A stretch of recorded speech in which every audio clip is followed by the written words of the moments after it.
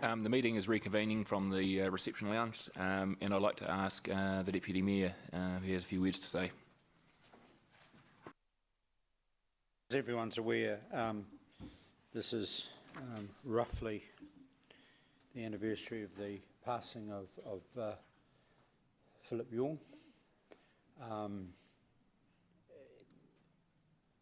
He, of course, was an amazing person and had a number of incredible roles as a Justice of the Peace. He was always made himself available. He helped grow the longest running ethnic football competition in the country, the New Zealand Ethnic Football Festival, now in its 17th year. He was actively involved in the Indigo Cultural Festival, and he organised Parade of Nations along Victoria Street to Garden Place, and both in his capacity as a member of the council staff and latterly as an elected council member, he supported and advised and set up an incredible number of community groups. Philip, Alice and Jeannie obviously came from Hong Kong, and like many migrants, they had to totally reinvent themselves when they arrived in a brand new town called Hamilton, Kirikiriroa. And he literally had, and they had to invent themselves. I guess it was year zero for them.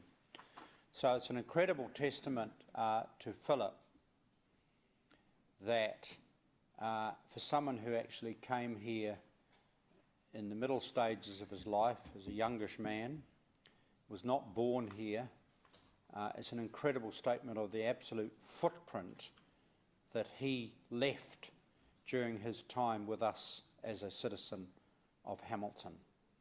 We all will have our stories, we all will have our memories of Philip which we hold dear.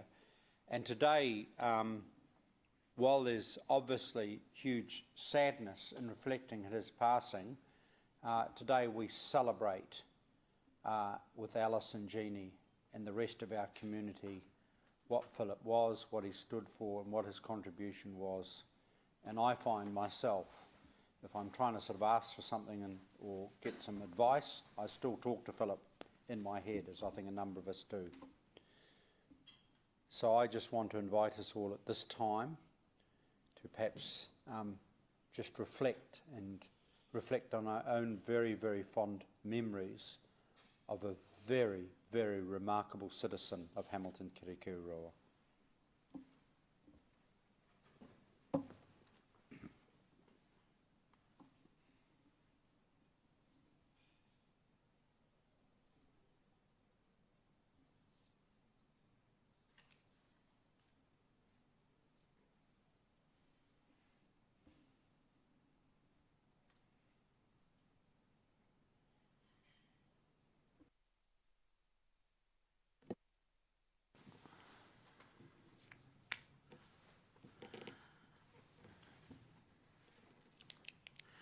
Okay, we have an apology from Dave McPherson today, Councillor Dave. Sorry, I'll hand over to Democracy Manager. It's all right. And yeah, Andrew, thank you. Just to acknowledge Councillor Mallett's apology for lateness this morning. So moved by Councillor Jeff, seconded by Councillor Mark. All those for, any against, carried. Confirmation of agenda. Moved by myself, seconded by Deputy Mayor. There's some information Sure. to read out. I just wish to object to the continuing request in the agenda for the debate to be limited to 2 minutes when the rules of our council allow for 5 minutes. Could I ask the Democracy Manager to advise whether that takes a vote around the table or whether if one person objects, that's it?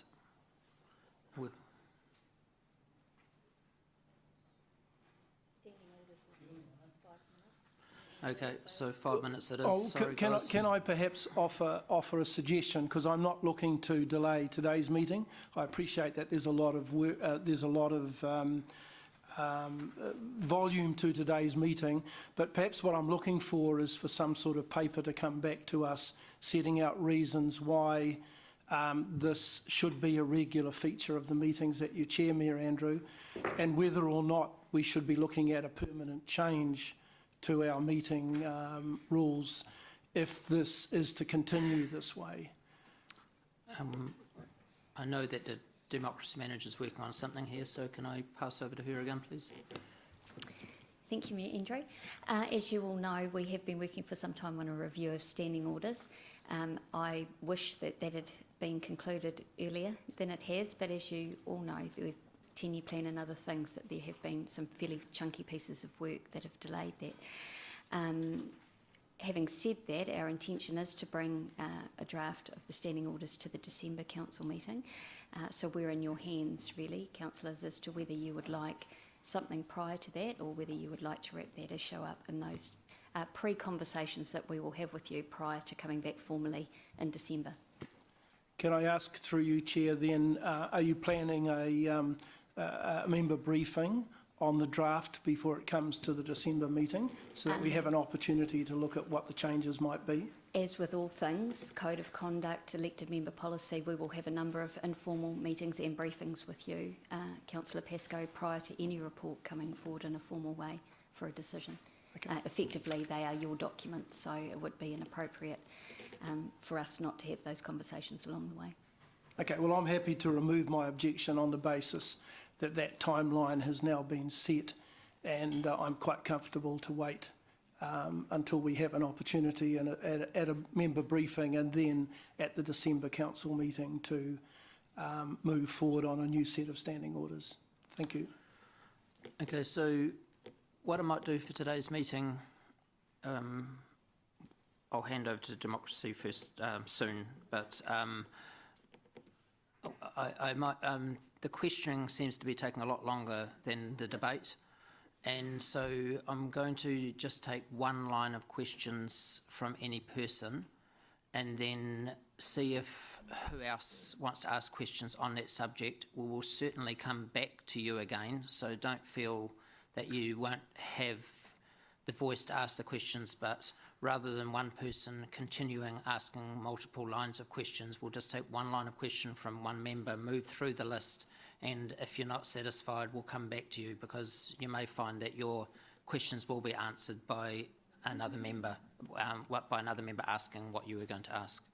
So I will start doing that from today to try and spread the opportunity for questions amongst everybody.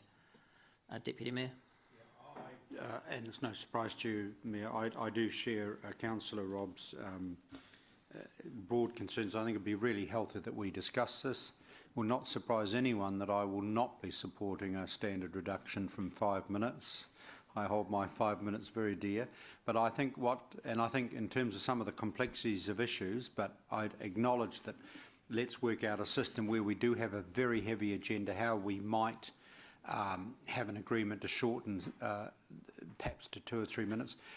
Governance Manager, what I will be interested in is just a clarification, as like in the Parliament, one member objects and doesn't get a leave, and I think that is a critical issue.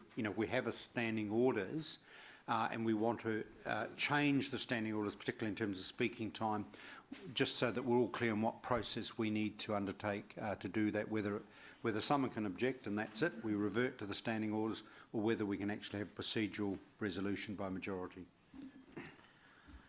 Okay, I'll hand over to Leanne. Thank you. So because this meeting is part of our council official record, it's always important that we read out the bits and bobs in your run sheet for the live stream when we confirm the agenda. So you're requested to confirm today's agenda, noting the following: that debate will be 2 minutes with an extension of 1 minute if required, noting the conversation that's already been had this morning. That item 9, recommendations from the Audit and Risk Committee regarding the adoption of the annual report for 2017-18, the attachments have been circulated under separate cover. That the late topics, future-proof submission and special housing area updates have been added to items, item 10, Chair's report, These topics have been added as late items as the information is relevant and topical currently and was received after the agenda went out. Item 15, Heritage and Character Management Proposed Plan Change, is to be taken after item 13, the Greater Hamilton Growth Strategy to accommodate staff availability. And finally, that the late item 21, which is Hamilton City Council's Draft 1 initial feedback to the Government's Three Waters Review, has been brought in as a late report to allow the Council to consider whether to make a submission on that review. Thank you. All those for? Any against? Carried. Yeah. Declarations of interest?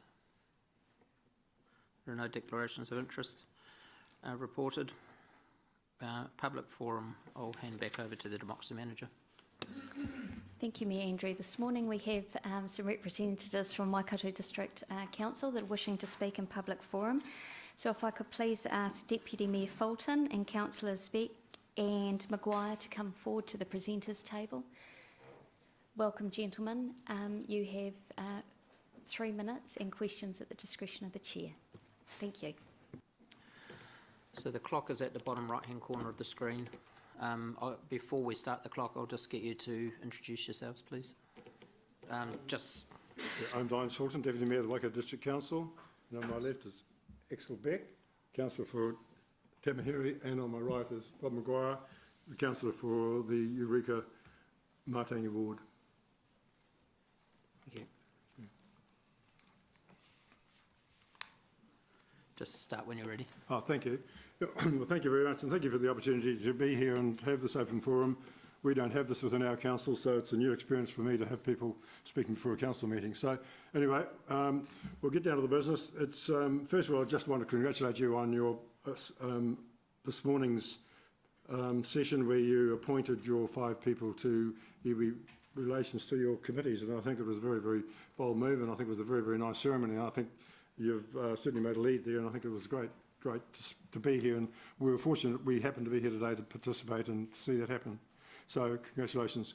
Right, down to the libraries, and this is the real key to our comment of being here today, because in public executed you'll be discussing this topic.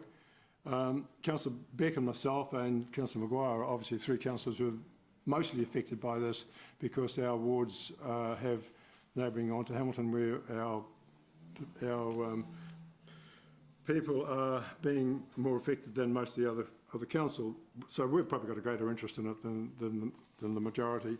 However, just wanted to make a few points, and I think during the LTP process, where every segment of spending is always scrutinised, and you will be doing the same thing, our council made a decision on the data that we had presented to us on the issues of the library. Your council made a decision on the data that you had presented to us, to yourselves on that, but it was quite clear that the 2 lots of data were not the same. And that was unfortunate. I think we didn't quite have the same platform of which the decision making was made.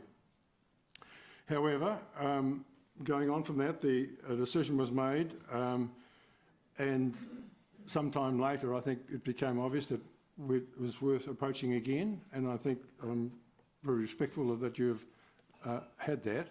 I mentioned to Councillor Gallagher in Gisborne recently, when we happened to be walking through the Gisborne Library at the Zone 2 meeting, that there's no reason why we shouldn't have a sensible discussion again, and I just hope that we can have a sensible discussion this afternoon. I'm sure that you will be doing that.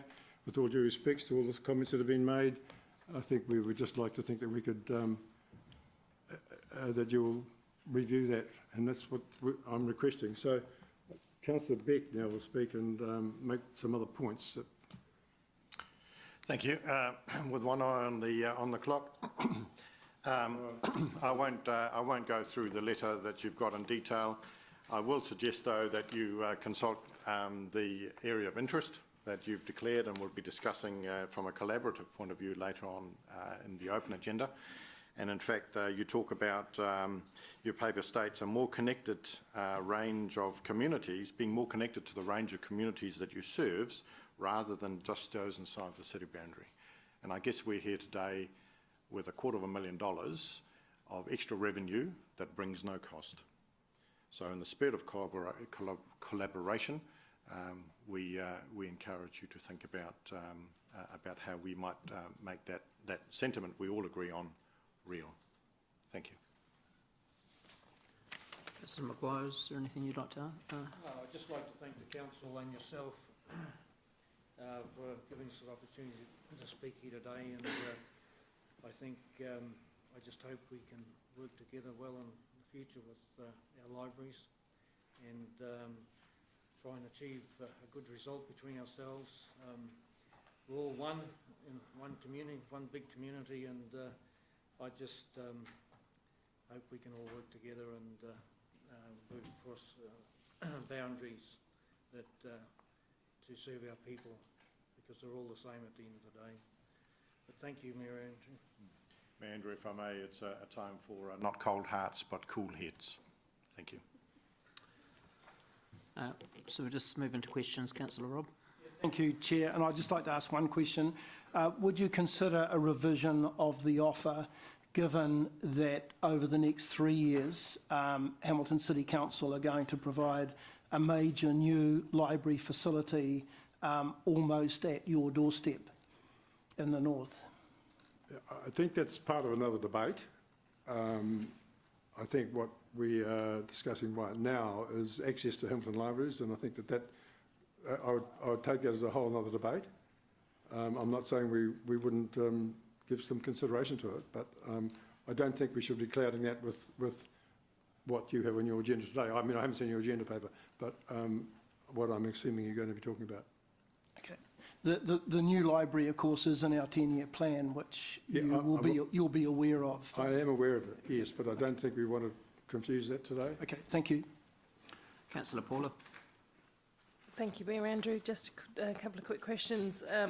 In the $250,000 offer, there was also the access of Hamiltonians to your electronic book collection and vice versa, so that broadens the access of Hamiltonians living in the city to electronic resources as you go forward. That's part of the suggestion, isn't it? That's right. Because I'm just mentioning that, Mayor Andrew, because I don't think it was really articulated in the report. The other issue.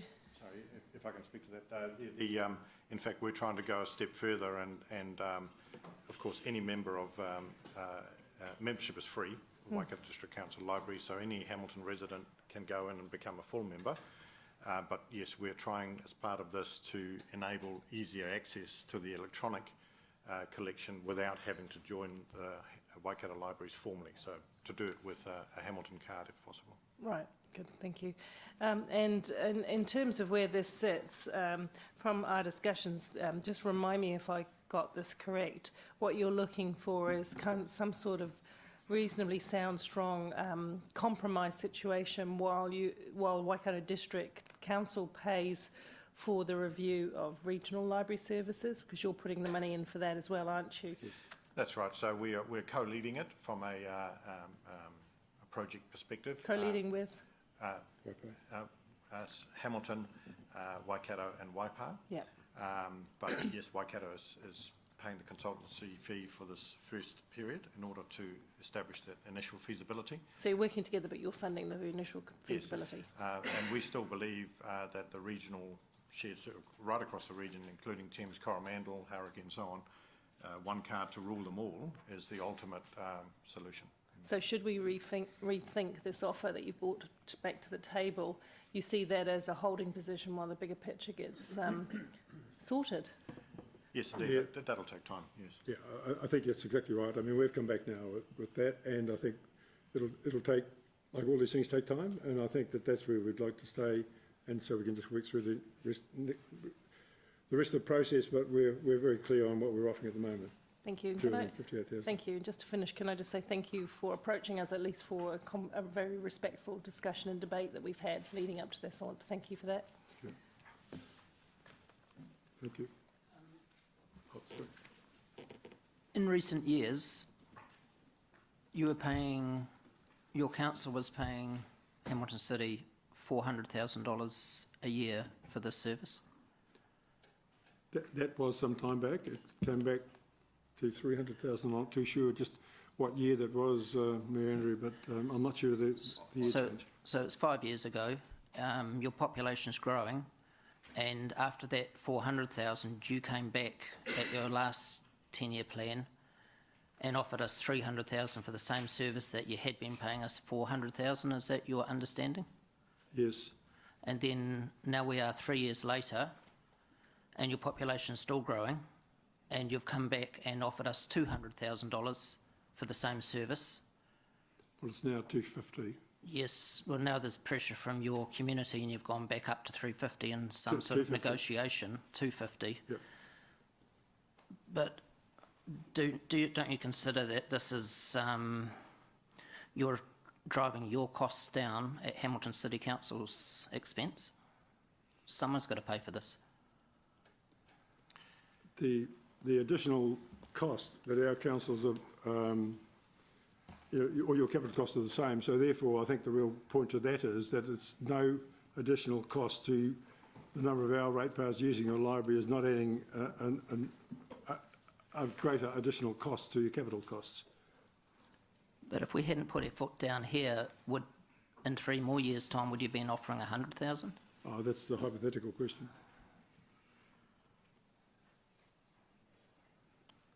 I think we're trying to work towards a library, collaborated library service, and this is what we see. This is a holding pattern to be in at the moment, and we just would like to think that we can have that, as Councillor Paula suggested. We want to have a bigger picture here of library services across the whole of our region. Is really where we're trying to angle this through.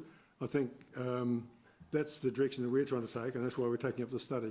And I think if we can move along on those lines, and I think your submission to our council just recently was talking about the collaboration that we want to have between councils. This is another one of those. Let's just hold this in a holding pattern at the moment until we can move forward on that. I think this is a very good and first example of a real example of the collaboration which you're discussing later on today as part of your Greater Hamilton paper, and indeed your submission to our proposed district plan, where you encourage us, even at some political pain, to ignore boundaries and think about where people are naturally going to find their own areas of interest in any event. I think this is our first litmus test of not the principles, but an actual example. Do you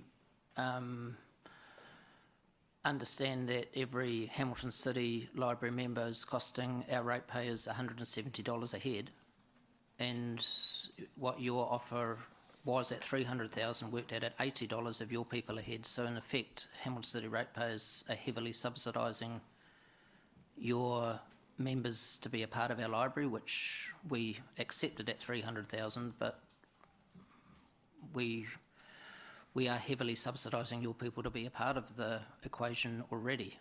But you keep coming back each 3 years and offering us $100,000 less, as though it's some sort of negotiation when our ratepayers are already heavily subsidising your members.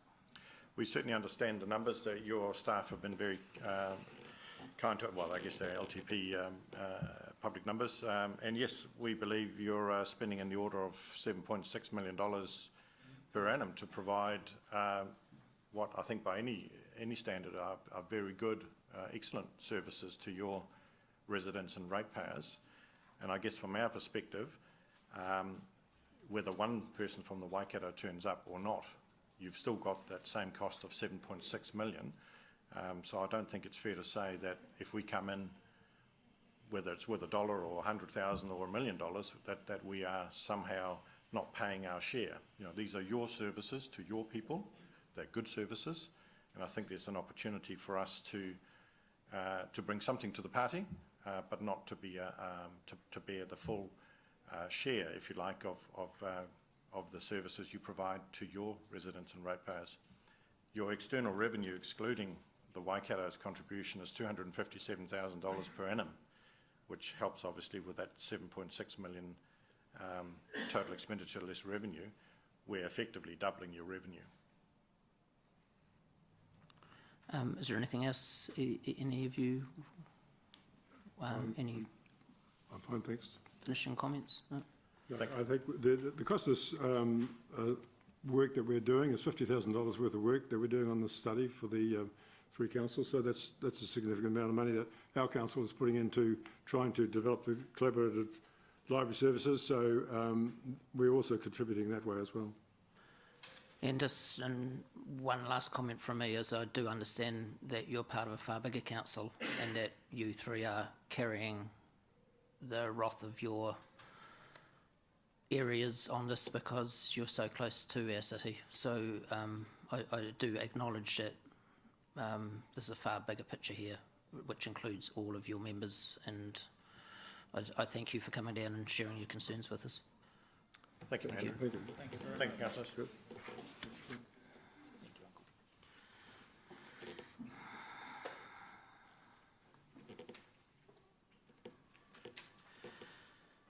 Okay, so we're moving to page 6, item 5, confirmation of council open minutes 6th of September 2018.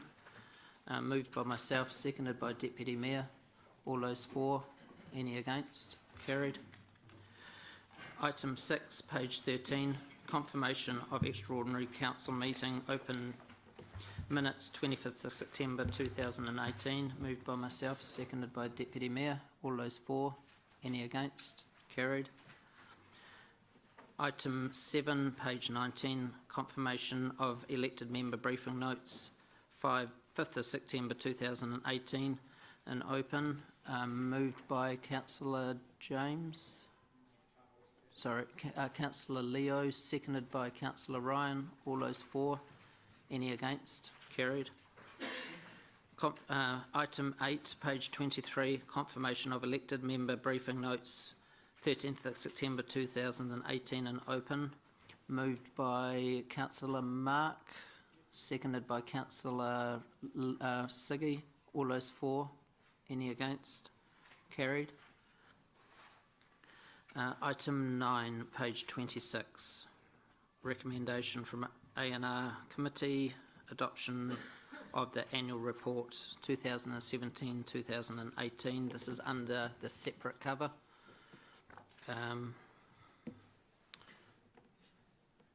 Thank you, Paul.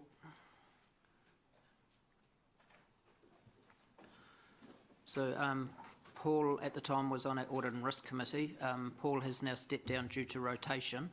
But Paul, I just want to make a special point of thanking you for what you have done for Hamilton City on the Audit and Risk Committee and guiding us through as the chair over the last several years. So thank you very much. And thank you very much. This is probably your last formal... This is my last formal thing. It's the 6th time that I've been here, and it's the last time. And I'd like to thank Council for the opportunity to serve on this committee. It's been a privilege, and it's been enjoyable and very stimulating in a whole bunch of ways. So I can confirm that the Audit and Risk Committee has recommended that Council adopt this annual report, and I can confirm, as amended, I can confirm that the auditors have provided verbal sign-off on it and are ready to sign the audit report subject to Council adopting the annual report. I therefore respectfully ask someone to move and second that the report be adopted. Okay, so Councillor Rob, are you comfortable to move this? Yeah, and who else is on the Audit and Risk Committee? Councillor Paula, are you comfortable to second it? I've just chosen you because you're on it. Councillor Ange? Sorry, Mayor Andrew. I was just wondering if the mover and the seconder would also add thank you to Paul for his contribution over the how many years? 6. 6 years in his capacity. You're happy to do that, Rob? Yes, I'm happy to do. You want me to speak to that or just No, just if move you're it, happy to include add it, that. include it in this part. Yeah. Okay. Thank you. I am. Yep. Okay. All right. So we'll move into debate. Is there any debate? Okay. All those for. Sorry, it's Councillor. Sorry, Councillor. Well, that was quick, wasn't it? Councillor Angela. Well, I'm not debating if I just lost my notes. I didn't lose my notes. 10 points for Councillor James. Yeah. Look, thank you. I'm not on the Audit and Risk Committee this term, so I did have a few things that I wanted to say, and thank you again for your service on this council. I just wanted to, if I could, remind us that we were the first council in New Zealand to have an Audit and Risk Committee, and many councils followed along that excellent example. So it's been a great tool for us to have. The result of the annual plan under the old financial strategy is a very good outcome, no matter which measure we follow, based on outstanding revenue, and the outcome is very good. However, as we move forward under the new financial plan, this may be the last of this kind of exceptional good result, because from here on in, Council will be flying close to the sun. The outstanding revenue that we have has contributed to this significant result this year, and in the future will only need to drop marginally to have a profound effect on our financial plan moving forward. And this will be a challenge for Council, so I urge members to keep that in mind as we travel down the road, because those restrictions will impact on us, and they will challenge us when new ideas come forward, because there, as I understand, is no longer a bucket of cash called risks and opportunities, which I'm very happy with that.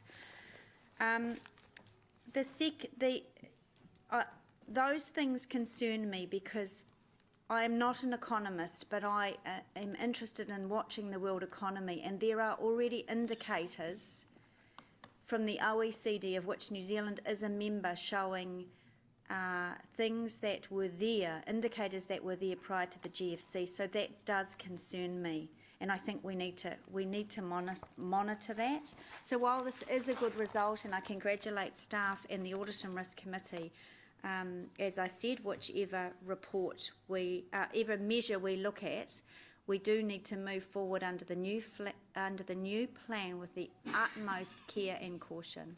But thank you. Yeah, thank you. In moving this, look, I'd also like to echo the Mayor's thanks to Paul Connell for the 6 years of service. This Audit and Risk Committee for Hamilton City Council was set up at a time when Audit and Risk Committees were new. They were untested and generally without precedent. So we were one of the first cabs off the rank, so to speak, with an audit and risk. And we took some risks then, and I wasn't on council at the time, but certainly council then took some risks in allowing these two appointed members to be the chair and deputy chair of the committee. And I think that model is still unique around councils in New Zealand. Most have independence, but not to the extent of the seniority that we have. And I think when I reflect back on the 2 terms that I've been on this committee, we've been able to build on that strength of having strong professional skills, private sector experience, and comparisons with other similar NGOs and for-profit organisations in terms of how they operate their audit and risk committees. And I think as a result of that, we've had some very, very significantly good benefits. And just reflecting on the ceremony over the last hour, I'm hopeful that some new appointments that we now have on other committees could lead, or should lead, and will lead, looking at the skills and experience qualifications that those people bring to those committees, something similar to that we started on 6 years ago. So thanks again, Paul, and we look forward to continuing the committee, continuing with the skills and the structure that you've set up so well for us over the last 6 years. Thanks, Chair. Thank you, and I'll echo the comments. Thank you, Paul, very much, turning up, busted leg and all. Well done. Look, just a question of Angela, and sorry, I just want to get some clarity. You talked a bit colloquial about a bag of cash from risks and opportunities. My understanding, risks and opportunities was only ever a disclosure reporting mechanism. It was never a source of funding. Have I missed something, or did you? Gary, we're in debate, sorry. Okay, it seemed to me to be important, so I just wanted to find out what Angela meant when she said that. Maybe nothing. Okay. You just can't tell us. Okay, so I wish to acknowledge Leo and Gerard from Audit New Zealand. Leo, sorry, thank you for the parts. Leon, isn't it? Yes, sorry. Thank you for working with our teams closely, not too closely, I know, you're auditors, but yeah, so just do want to acknowledge you for what you do. Once again, Paul, thank you for all you've done. Russell has been the acting finance minister, Minister, we'll give you a pay rise during this process, so just thank you very much. That would be a pay cut. And now that Tracy's back, I'm not sure what's happening to you, but Tracy, welcome back from maternity leave, fantastic. But particularly Sarah and Morva, sorry. I know that you did a lot of work here behind this, bring this together, just in the background, and I know you just slide under the radar, and but we do acknowledge you for just the hours, and you've probably gone home and you dream about this, so just really do acknowledge you and thank you. And just in wrapping up, I want to acknowledge the last mayor and the last council, and they set this the last plan, and it was an appropriate plan for the time when it was set. The financial strategy at the time, we're in the middle of the GFC. It was a time to be cautious, and it was a time when there wasn't a lot of properties being sold, so that, as far as new sections, titles made, so there wasn't a lot of development levies coming in, and then things changed very quickly and just caught up on us. But I just do want to acknowledge Mayor Hardacre and the last finance chair, Councillor Rob, who supported her as what she used to call him, her money man, and and we're moving into new territory now. So going forward, our reporting is different from the next financial report. Going forward with our updated financial strategy, which is far more conservative than what we've ever had in the past. And when you're running government or local government, conservative is being responsible, and I think that's a wise place to have placed ourselves. So, and finally, I just want to thank the team here who did accept those new financial strategies and a new way of reporting going forward. And yeah, so it is a new day, and we're moving forward now into our finance meetings will be different in the way that our reporting's laid out, which yeah, is a really good place that we're in going forward. So just honour those from the past who did what they did at the time, which was the right thing for the time. So we'll, that's been moved and seconded, so all those for, any against? Carried. Thank you. Thank you.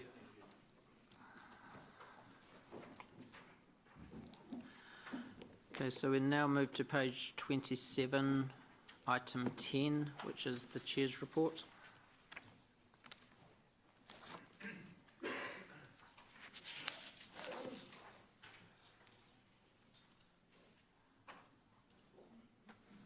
So I'll take it as read. Is there anything anybody would like to raise?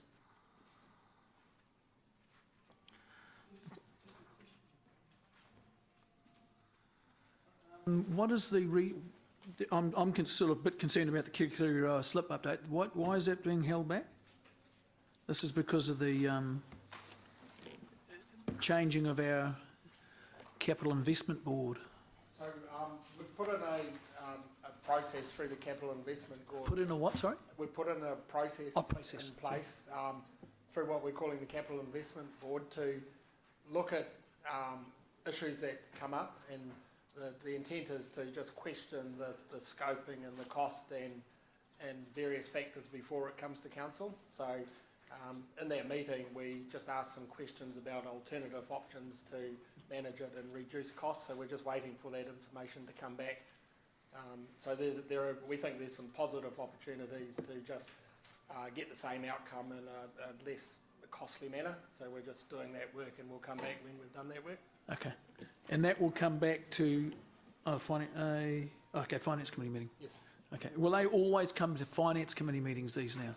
I guess we're still working on that, but generally, if there are cost issues and unbudgeted cost issues, they always end up at the Finance Committee. Okay. So I think the parent committees can only recommend to Finance. If they're within budgets, the Growth and Infrastructure and Community committees can deal with it, but if they're out of budget, it's generally Finance. Okay. Thank you. Okay, so we do have a late item here to come in on this Chair's report. So Jen, just come to the table when you're ready.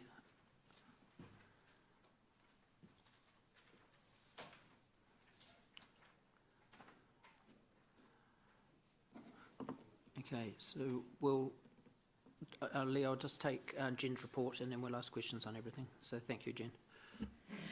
Good morning, councillors. Just an update in terms of where we got to with the SHA affordability criteria that you passed a resolution for on the 23rd of September. Happily, the resolution is in the minutes in this document, so if you want to refresh your memory, it's on page 16.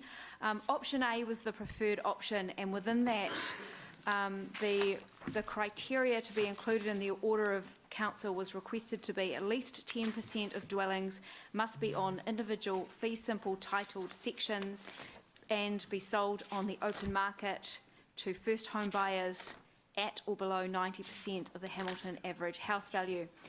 So what we took from that meeting was that was the preferred solution, and that all of the parts of that would be included as our criteria, either in the Gazette or in the PDA with each developer for each SHA. Following that meeting, we called the Ministry of Housing and Urban Development the very next day and started having conversations about what was going to be possible with the Parliamentary Council Office in terms of getting this into the Gazette. We had many toing and froing conversations.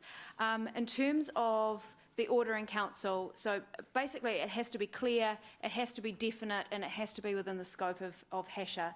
What we ended up with is quite a vanilla Gazette notice.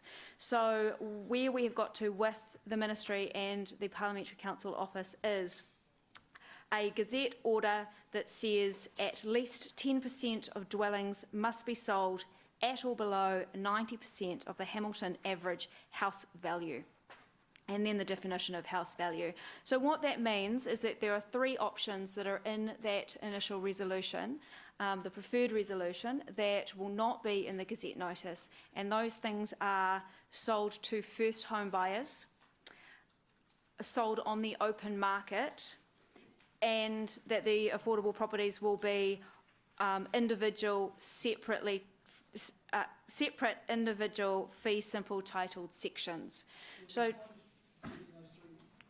sold to first home buyers, sold on the open market, and that they will be on individual fee simple titled sections. So those are the three parts of the resolution that the Parliamentary Council Office did not want to put in the Gazette. So we will be putting all of those things into the PDA, and that's a conversation that we've had. The development agreement. Yes, sorry, the private developer agreement. That has been communicated with both Maid for Rotakari North and Perry's for Te Awa Lakes, and they have accepted that. Two of those things were in one of the drop-down resolutions. So the last resolution, the last option in the resolution that you passed allowed for the removal of first home buyers and on the open market. And then the final piece in terms of the individual fee simple titled sections was not in the resolution. So councillors, I've basically approved for the Minister's office to go ahead with the updated Gazette notice. We have very little choice. They won't accept anything else. We're trying to progress this as fast as we can. When it comes down to it, the reason we're including items in the Gazette notice is effectively in the Gazette notice it becomes law, and it's robustly enforceable should entities not pursue with that, i.e. being the developers. However, there is not a large gap between it being a Gazette notice and actually captured in the product development agreement, because we still have avenues in front of us to enforce contract law as well, should they not be pursued anyway. It's just one tier down from law to contract law. So we have progressed, and I basically, given that I was painted into a corner, had no other option, and understanding the intent of council, have progressed with that. However, as a just to cover off, to make sure our documentation ties up, as I've asked the governance staff to include the item in D, which is endorsed as the updated Gazette notice for special housing areas, which has been circulated to you now. And that's just to cross our T's and dot our I's. And just a further note on that, the Ministry didn't disagree with the criteria. It was just about what was able to go into the Gazette notice or not, and they were very comfortable and supportive of those other criteria going into the private developer agreement. Thank you. Councillor Leo. Yes, just on the Kirikiri slip, at our last meeting, and it's a compliment to Lance basically, we were advised that the slip, which is south of the Allendale Retirement Village on the eastern side of the river, would be cleared by Christmas. I noticed about 2 or 3 days later that there's a digger and trucks in there, and the whole walkway there had been opened by the end of September. So I reckon that was a great piece of work, Lance, and just if you could pass it on to your people, that they've done a hell of a good job. Thank you, Councillor Leo. We aim to please. We do.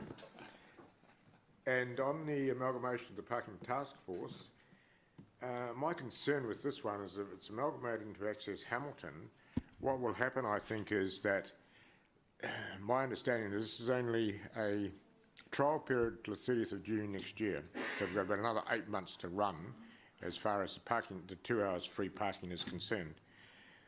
This is really Councillor Taylor's baby, and what I'm concerned about is if we bring this into the Access Hamilton, this here could be lumped in with everything else, and I would like to see the parking task force stay separate until at least the 30th of June next year. Councillor Robb. Yes, thanks, Chair.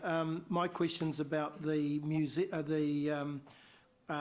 Zealand Memorial Museum, and I'm just seeking clarification around Sir Don McKinnon's letter, which says, and I'm just trying to find it now, about the letter 4th of September, where he says how much should local authorities offer.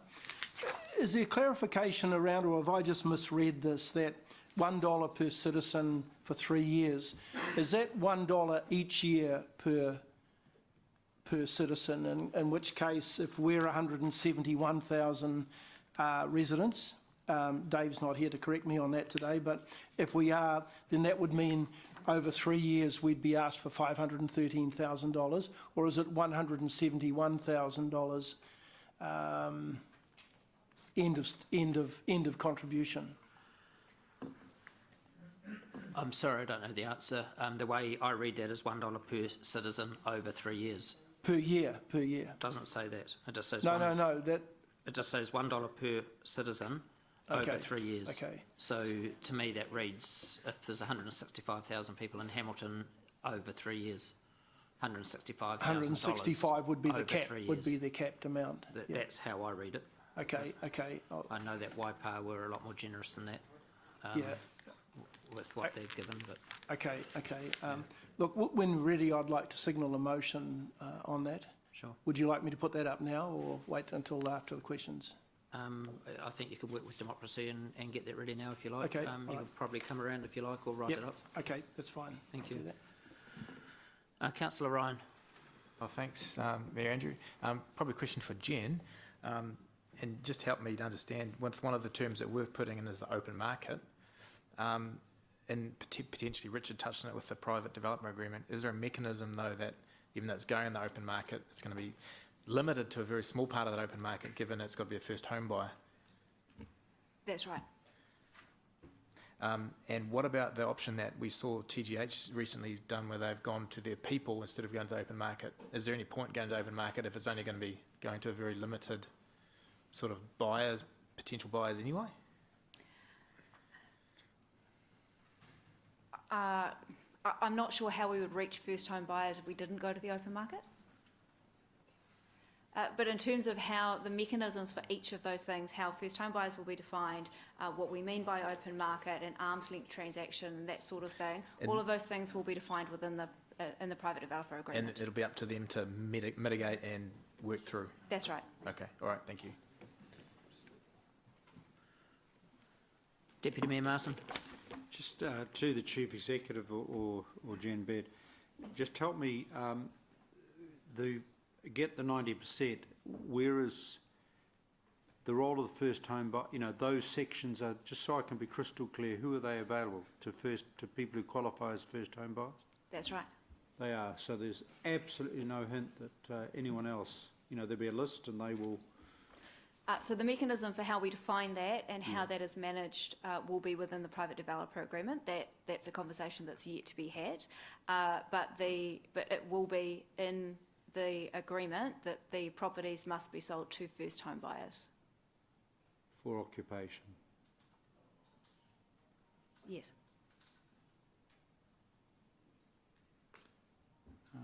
Yeah, so I mean, I think there are some tight sort of things around, you know, yeah, okay, thank you. Kiwi Start certainly, the Kiwi Start government package certainly has all the stuff wrapped up, and that's possibly where stuff will end up working through. I don't know, but we know that there's already a government department who does qualify these people. Do you mean in terms of definitions? Yeah, the Kiwi Start package. Yeah. Yes. Well, the definitions just need to be worked through. There are a number of ways that this can be done already, but we'll work through those over the next little while and get really clear on those. Okay. Councillor Mark. Thank you, Mayor Andrew. So how's this, Jen, while you're there, 10% of dwellings must be sold at or below 90% of the Hamilton average house value. Now, that's sold or offered for sale? That is sold? Sold. Right. The sales price. Okay. So if they sold it for 2 cents over, that would be breaking the law. Is that right? That would be, yes. Right. Okay, cool. So what's your thinking on house flipping? So someone buys it and then flips it off? So again, all of those mechanisms and those control mechanisms need to be put into the private developer agreement. Okay. Have they been, do you know of that being done anywhere else? Is it possible? So a price mechanism like that is the standard for SHAs in other parts of the country. So Auckland and Queenstown and other places have used a price mechanism. Right, okay. And when our SHA term ends, what happens then? The term of? The SHA. Do you mean in terms of the legislation? Yes, yeah. So this is for criteria for the SHOs that we have now, and it will also go into the SHA policy for any that get signed up before the legislation finishes. The government may choose to renew it. Those agreements will stand post the legislation. Okay, thank you. That's cool. And just on the parking point that Leo brought up, I'm relaxed either way. It's my intention that Councillor Taylor still maintains the parking thing, and I think you're going to speak to that anyway, aren't you? Right? Yeah, I was. Yeah. So, either way, fine. Councillor Garry. Thank you. If Leo is willing to put up an amendment, I'm happy to support to second an amendment that they don't get. That they don't get amalgamated. I'm quite concerned that we lose the visibility for the lost revenue and all sorts of things with the amalgamation of the two things. Secondly, the thing that's just been handed out to us, Jen, has the word value for the most recently released June figure published by Quotable Value. Is that Quotable Value? Is that her name? Yep. Okay. So so I didn't realise every June is there actually, does quotable value do release the value of houses sold or the value of our housing stock? The value of the housing stock. And so it has to be, that's where the 90% comes from. That's right. Okay, so if the below 90% of the, okay, so what? So you'll have houses of 30 million down to houses of 200,000 type of thing. How's the average arrived at? An average of all of those? Yes. And then 90%, and then you find what, 90, so you take that figure, Yes, multiply it by 90%, that's right. and that has to be below that. Yeah, at or below. Sold at or below that amount. All right, so that's actually a reasonably easy thing to do, provided, I mean, you'll always contest whether the QV valuations are accurate, but at least it's an objective point for us to be working from. Yeah, and the team assessed a number of options in that space as well and found that this was, we felt that it was the fairest option in terms of taking the value of the stock of all properties in Hamilton to use as our average, rather than a house price, which is just a proportion. A sales price. The sales price, which is just a portion of the stock sold in the last 12 months. Okay, no, that's good, thank you. Councillor James. Regarding the New Zealand Museum, directed to you, Mayor, did Le Peur put any money into our memorial over here in Hamilton at the Memorial Gardens? I'll defer that question to the General Manager. No, and we didn't put any money into the Hamilton Garden in Ypres either. Okay. All right. Okay, thanks. And I think answering Mark's question, I think the reselling houses, if you buy one now, like under 90% under the, of the market value, if you sell it within the time period anyway, you get hit with a big tax bill. Yeah, because my daughter got hit with one. So yeah, you can't sell it within a certain time period, otherwise you do get taxed. It's a capital gains tax, yeah.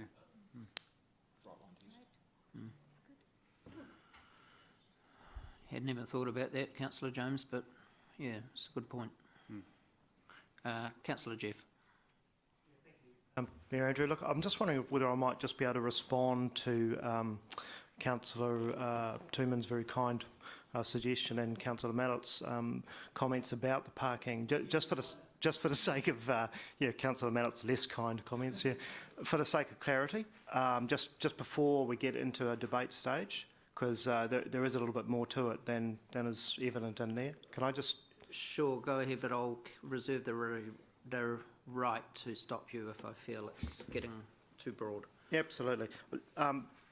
Just in explaining the reasoning behind it, or in fact how it's working, Access Hamilton meetings are now taking place pretty much every fortnight, and the parking part of it is basically every second Access Hamilton meeting. It's an Access Hamilton meeting kind of focused on parking primarily. So in that respect, I really don't think there is any loss of visibility. The results of parking, the expenditure, the revenue is still reported regularly to G&I, so I don't think there will be any loss of visibility there. And the background to it really was that we got to a stage where trying to develop a parking strategy for the city, we realised that it's basically completely intertwined with our transport strategy for the city as well. So it was very hard to do one in a vacuum, and that was a big part of combining it, because really you can't really do one without the other. So that was the basis behind it there. So I'm comfortable with the way it is, and I still get plenty of, every second Access Hamilton meeting, I'm able to, we're able to devote it to parking and hash it out pretty much as we were. Any other questions on any other matters, Councillor Jeff?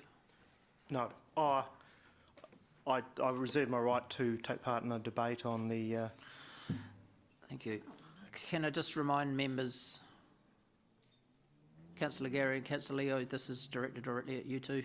Just reminding members that the Access Hamilton Task Force is open to any members to come and participate, and I know that a lot of you do. Councillor Siggy. Thank you, Mayor Andrew. It's just a question to you, Jen, and it is about the housing. And I just want to clarify, so if we have a private developer agreement, will that override what's gazetted? Is that because developers could come back and say, well, this has been gazetted, and why can't we just live by that? Why do we have to do this private developer agreement? So the two go hand in glove. The PDA does not override. It doesn't override. It works alongside it. So Okay. So the points within the Gazette notice stand, and they will be a part. That the expectation is that those are met. But then we will be writing all of these other criteria into our contract with the developer, so those will need to be met as well. Okay. And each of our developments need to have a PDA. So you know, And they we can have the slightly Gazette, we have a change contract, depending. the two go together. Okay, but the private developer agreement can change from developer to developer slightly. Yeah, no, well, But they it do has to because have the it's like, base of- because they differ because of the infrastructure requirements and the size Right, and yeah, scale yeah. and the different needs of the different developments. But in terms of affordability criteria, they will all be the same. Okay, great. So that's still the overriding. What's in the Gazette that's the main part. Yeah, it comes Yeah, first because it's yeah, essentially yeah, the law. Yeah, cool. Thank you. Councillor Paula. Thank you, Mayor Andrew. Just a couple of quick questions. Where we've landed with this, gone round and round about the affordability. So the average is across the housing market in Hamilton. There'll be a reasonable skew, won't there, from the huge difference that we have between high end and low end, or do you think average, given that we've got very minimal properties and then massive 4-car garage type properties on the other scale, will the average be the best measure? Yes. So in terms of doing the modelling, it's a good, strong, stable measure. That currently that 90% is around the $500,000 mark, which is why we chose it, because that was a number that we'd always talked about as, for right now, being where we wanted affordability to sit. Okay, so even with the diverse housing market we have, well, when we have a sort of split housing market, you're saying it does still come down to about 500,000, and that will sort of bring a middle price market strength. Yes. Yes, and also the house value isn't swayed by if we end up with a sales market where nothing at the lower end is selling, and it's just properties that are upwards of 700, for example. There's just those kinds of properties that are selling in whatever market. That doesn't change the fact that the value of the overall housing stock in Hamilton is what it is, and it's the movement in that rather than the movement of the sales price that is more solid and less volatile, more stable, less volatile. Thank you. Just on that. We're not building in, we've decided to go down this route as opposed to building any factor that relates to family income or average family income and affordability to actually raise the money for a house based on what people in Hamilton generally earn. Well, that was the decision of council. Okay, one other question. Mayor Andrew, I'm a bit not totally clear of the offer around the museum. I see it's one. You're not proposing at this. You're not suggesting at this stage that we do support. You're not putting it. There's nothing up on a motion, so you're not suggesting that we do support. You're saying not. We will not. Has someone just put that up? No, Sorry. that's not my motion. Okay, sorry. So now I just want clarity about that, because I was going to say you weren't proposing that we support the museum at this time, were you? You were just putting it in for information in your report, or what? No, I'm passing on information that's been given to me both in letter form and... Yeah, so it was in your report for verbally information. from Don McKinnon. Yeah, no, I understand that. So it was just in here for information, so that at that point we weren't to be making a decision whether we fund the museum or not, but I notice now someone has popped up that we will not. So we will be making a decision. Motion. One way or the other. Just wanted to know what we're voting on. Yeah, from my perspective, I was passing the information on, and if there'd been a member who was keen to test it and to put up a motion or an amendment to support the museum, which I know, excuse me, I know other councillors around New Zealand are. This was your chance. Okay, so what we've got now, now that I've looked up, and sorry I didn't see it before, Rob, you're now proposing to make it quite clear that we will not offer. Thank you. That helps. Thanks. Councillor Gary. Thank you. I've completely forgotten what I was going to ask. I'm sorry. And Jen, it would have been a perler. Sorry. Yeah. Oh no, sorry, I got it now. Got it. So just the structure of these things, the gazetting. I'm just a bit unclear on how. So will the PDA contain the elements of the gazetting thing? So the PDA might be, first point will be the average value has to be and 10% of dwellings have to be sold at this data. Plus, you guys will put in the stormwater and you'll upsize your pipe to this because we want you to do that later on. So there'll be one document, which will be the private developer agreement, I assume, which will have 2 or 3 standard things in there, or whatever standard things that have to come out of it from the gazetting thing. So there'll be a paragraph of stuff that the law says we have to do. Then there'll be a whole lot of further paragraphs, which will be the stuff you've negotiated with the developer. I think that's a question for our lawyer. However, so the Gazette notice does not need to be in our PDA to stand. So the private developer agreement will have all of that detail that you're talking about. All of the criteria that is not held within the Gazette notice will be in affordability criteria within the private developer agreement, along with all of the other detail around the other agreements that we come to in terms of infrastructure and size of pipes and what have you. So, sorry, Jim, will there be a document, one document that has all of the SHA requirements and the PDA requirements, or will we be looking at 2 different documents when we assess a new development, one of these type of developments? So what we have is basically when this the legislation behind the special housing area was set up, basically it has various steps, and one of the final steps is was a PDA, isn't it? Was the Gazette notice and the PDA to be approved by the minister. So the minister won't approve the Gazette notice until everyone satisfactorily delivered a signed PDA. We're calling that PDA 1.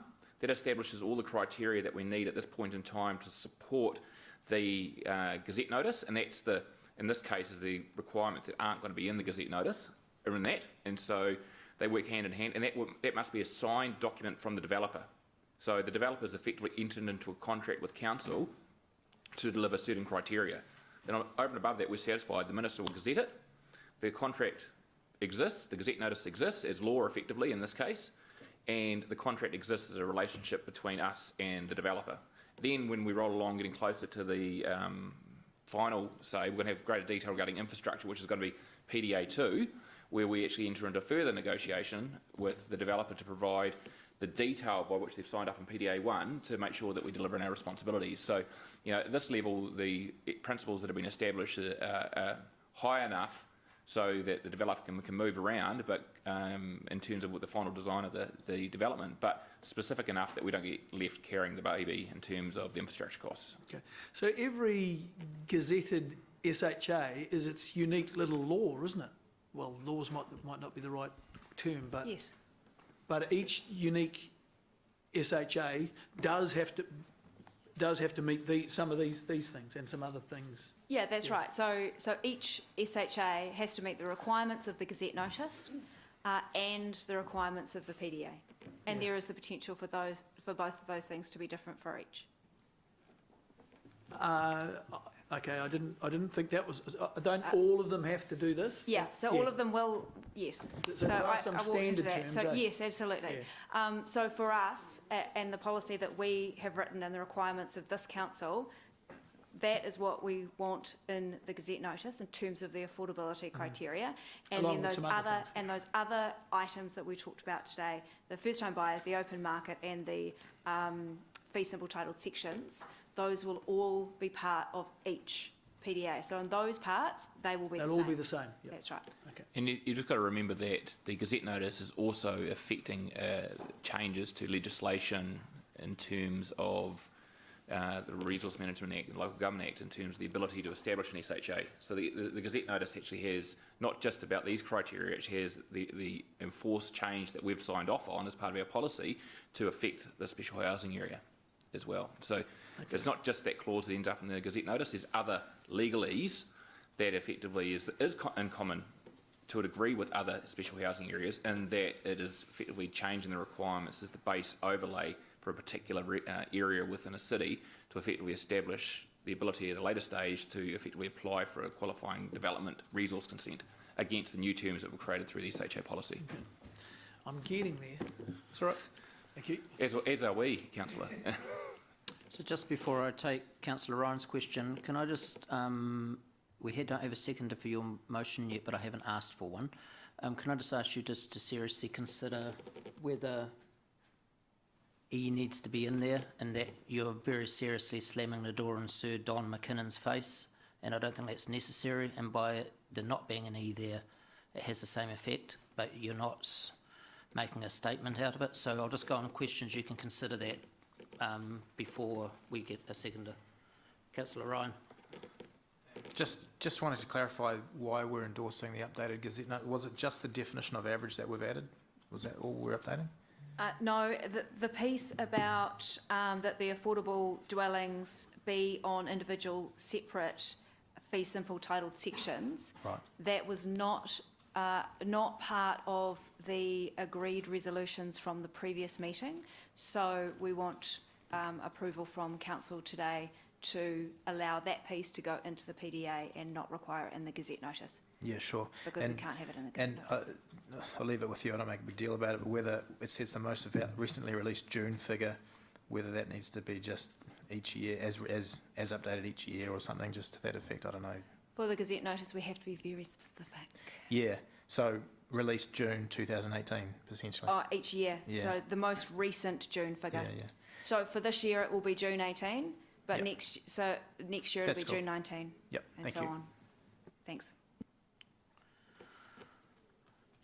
Are you still happy with your motion, Councillor Rob? I'm just suggesting if it softens it a little bit, that I change it to notes the council has a continuing strong association with EPA, but in this instance will not offer financial support. Do we need to refer to it at all? Well, you've said in your in your report, Mayor Andrew, that you're guided by councillors if they'd like to look at supporting this financially. And I just thought, in terms of that wording, if we didn't do anything, then it suggests that we have either ignored it or and certainly have not made a decision one way or the other. And I just thought, in terms of the press coverage for Waipa, and you mentioned just a little earlier that I'm not aware of that other councils that you're aware of have offered support. I just thought it was an opportunity to perhaps, in a soft sort of a way, make clear our you know, where we stood on it. Okay. Second that, Rob. For a second. So I'm not sure whether I finished my notes. Council has a continuing strong with EPA. Is that how you spell EPA? Yes. It is, okay. But will not offer financial support in this instance. Or in this instance, yeah. Look, I'm open to an approach, but I just thought your comments in there kind of left it open, and if we didn't do something at this meeting, we might also be accused of ignoring the request.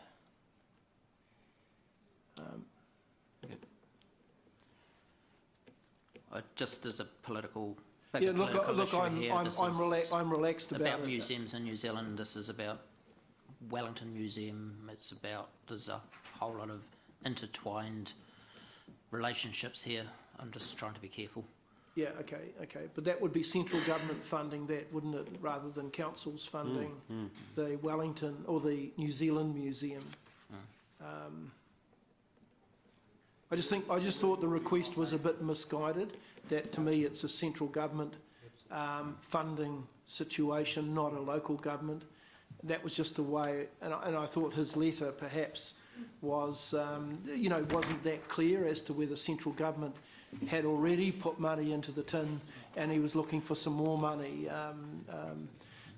And I think the letter itself is not clear, because when I look at Waipa and Wikipedia suggests their population's around 53,000, they have read it as I read it, and that is $1 a year for 3 years. If they've contributed 150, which I think is 150,000, which is what the press release indicated. Okay, so Mark, you're seconding that motion? Okay, so we'll move to debate. Councillor Robb. Oh, thank you. Look, I probably already said some of the things I was going to say in debate, but look, I'm not, and I'm focusing here on the museum. I'm certainly not disinterested, and I appreciate that we have got a very, very strong connection with EPA in that part of the world, and Hamilton is held in very, very high regard over there, as indeed is New Zealand generally. But when I look around our community spend, we're struggling, and we did that through the 10-year plan to do some of the things that are vitally necessary for our region, and that's around our museum. We've got a major spend coming up for our theatre, and still not quite certain yet whether the theatre is going to fit within the funding that we have. The theatre cost is going to fit within the funding that we have allocated for it. So potentially putting 170,000 to 520,000 into a fund which most of our local residents will not see during their lifetimes, just seems to be at this time expenditure that we would be struggling to justify. And so that's my reason. It's not that I'm anti the spend or anti the idea behind it, and the support and recognition that we have from that part of the world. Again, as I mentioned just earlier, I think this is a central government funding decision rather than a local body one, and hence the reason for my wish not to support it at this stage. Thanks. Deputy Mayor Martin. Yeah, I think for the record, it would be, I'd much rather is not able to offer financial support for the New Zealand Memorial Museum in Quesnoy, so we say exactly where it is, and we obviously acknowledge that we have an ongoing bilateral relationship with EPA, and in a sense that correctly we have the city, thanks to some wonderful community input, is funding the EPA Memorial at our cenotaph, and in quid pro quo, the city of EPA is very generously and graciously created the Hamilton Park in their city. I think I agree, we need to be very sensitive with this particular request, and just without going into my details, I was a month or two ago on the D-Day beaches, and I went to the Canadian Memorial to the D-Day landings at Juneau, and of course that was interesting because basically it occurred to a number of Canadians there was no recognition of the incredible Canadian participation in the D-Day landings until recently, and there's a whole lot of community funding and return service people. So I think it does highlight that this project is an incredible, excellent project in terms of honouring New Zealanders who have fallen in both wars in Europe, and I totally commend this particular project. Can I suggest that we ask our staff to ensure that the members of the Parliament for our region, for our city, are across this project?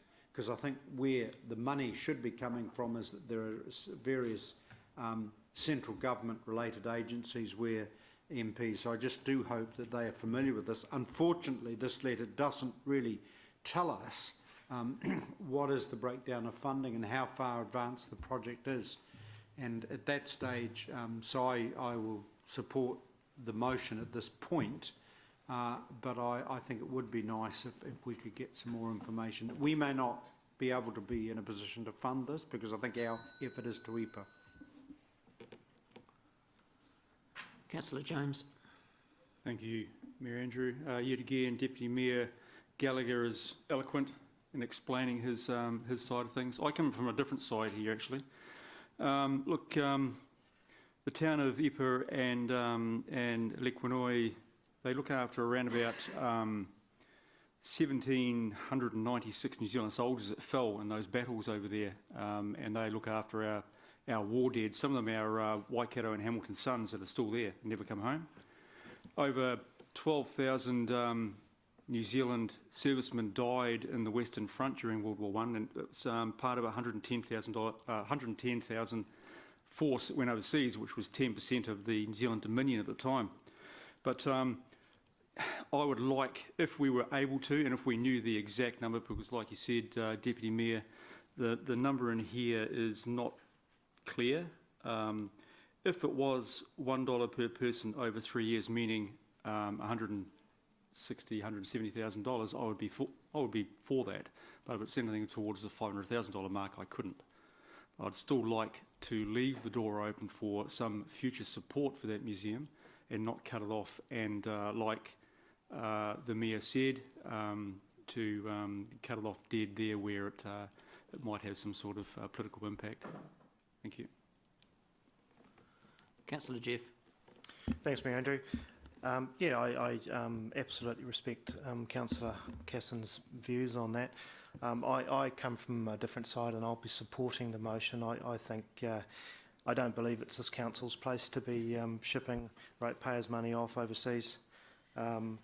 It's a noble cause, but I think the Deputy Mayor is correct that we could be looking at money from a central government source, given the proportion of the rate rise which we had to levy recently and the future costs that we're facing. I just don't believe our ratepayers would expect for a moment that we would be fronting up with money for this, as good a cause as it is. Thank you. Councillor Mark. Thank you. Just looking at it piece by piece and commenting on some of them. Obviously seconding it, so supporting it. The Kirikiri Roa slip, I just remind members that around annual plan time I'm going to be banging tables about a proactive river slip mitigation fund or task force or some work done in that space. I still think we've got to get ahead there. Regards the parking task force merging up with Access Hamilton, we've actually had that debate. This is just rubber stamping that resolution we made during G&I. I'm relaxed either way with the way this goes. This is still Jeff's baby as far as I can see. Councillor Taylor's baby as far as I can see. And having it every second, Access Hamilton keeps it in a part of the bigger picture. And we have more people kicking it around that way too. So it's something that can no longer work in isolation, so I'm quite supportive of it mingling up. Regards the museum, it's obviously a sensitive area. We got a big letter with a lovely big name on the bottom of it, Sir Don McKinnon. Quite frankly, I don't mind who it was that wrote that letter. I'm quite happy to tell him and remind him on your behalf that we're not actually Santa Claus. And we're helping IPA, and I think we're fulfilling our obligation there.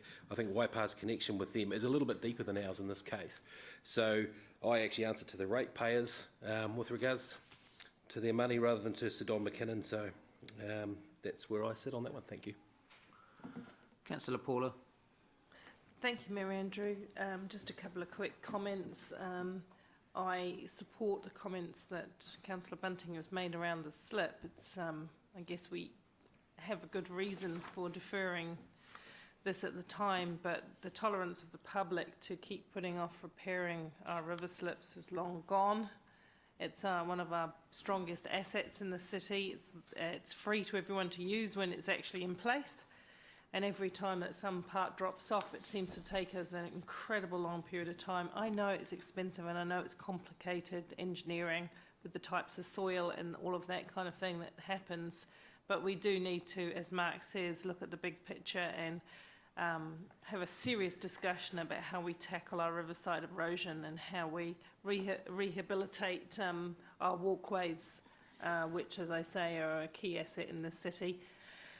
I don't really care about the parking task force or Access Hamilton in the sense that I have been to both. No, I've been to both, and you work very collaboratively, and I do see there for a place one thing affecting the other in some areas of work, and I think if you both feel that you can work collaboratively together, then that's fine by me. I just want to say one comment on the special housing areas also. Well done for the amount of work you've done. This has been a moving feast for the last 11 months, it feels like, and we've been one place and another with what the solution is.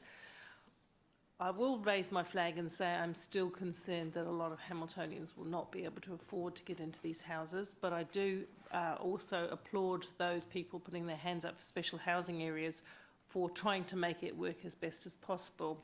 My personal view has always been, and it shouldn't come as a surprise to anyone, that the 10% threshold is possibly a little on the low side, because it means we're going to limp along with a low supply for a bit longer. And I do think that housing up in the 500 mark will still be quite hard for those first home buyers to buy for a number of reasons. Income is quite low in Hamilton, especially in some areas of our community. A lot of those people coming into their first homes are holding significantly large student loans, which are considered debt by the banks. So at the end of the day, they're still going to struggle to work with some of the financial institutions to get the money they need to buy the houses. But every step in the right direction is a step in the right direction. So the more houses we have at a lower cost, the better. So on that basis, let's go forward and see and monitor this carefully, what it achieves. Rod, reply? All those for? Those against? Carried unanimously. Thank you. And now move to item 11 on page 33, page 32.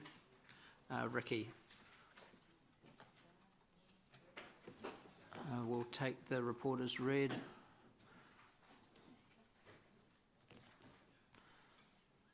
Is there anything you'd like to add? Yeah, just one thing to add in terms of the change, a minor change to the staff recommendation. You'll see the date there. We're just revising that to say October 2023, and that's just to align with the legislation. That's correct.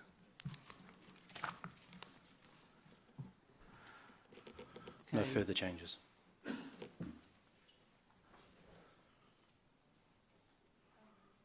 Yeah, I thought you would. So moved by Councillor Angela, seconded by Councillor Rob. Councillor Gary. Is there any reason not to do this? Any reason not to? Follow the staff recommendation? Well, I've set out, if you look under 14, set out the reasons why it's a good decision, but ultimately you decide whether it is a good decision or not. Yeah. I just thought it was reading the report, and it was pretty clear, thank you. I thought it was a slam dunk. It was just obvious that we just don't do it. So I thought maybe I'd missed something. All right, thank you. Okay, we're in debate. Councillor Angela. Andrew, yes, this is an excellent recommendation from the staff. I did lead this, had the privilege of leading this policy way back in 2014, and it was a long and torturous and very painful journey for the community, so this is the right thing to do. We were the first metro city in New Zealand to close all of our psychoactive substances stores overnight. And then about 10 days later, the government followed suit because other councils around the city put pressure on the government to act. So it was a difficult journey, and we took the public with us. I have had to watch and kept a Google alert in the last 4 years. There's thousands and thousands of emails on this topic. And I remember quite sadly back then when we were having those hearings, the frustration for the councillors and the mayor of the day around the table, and some of those councillors remain, and having to sit in this chamber and listen to the suppliers and the supporters of that drug say, well, nobody has died. It's a social tonic, which was abhorrent for us to sit here.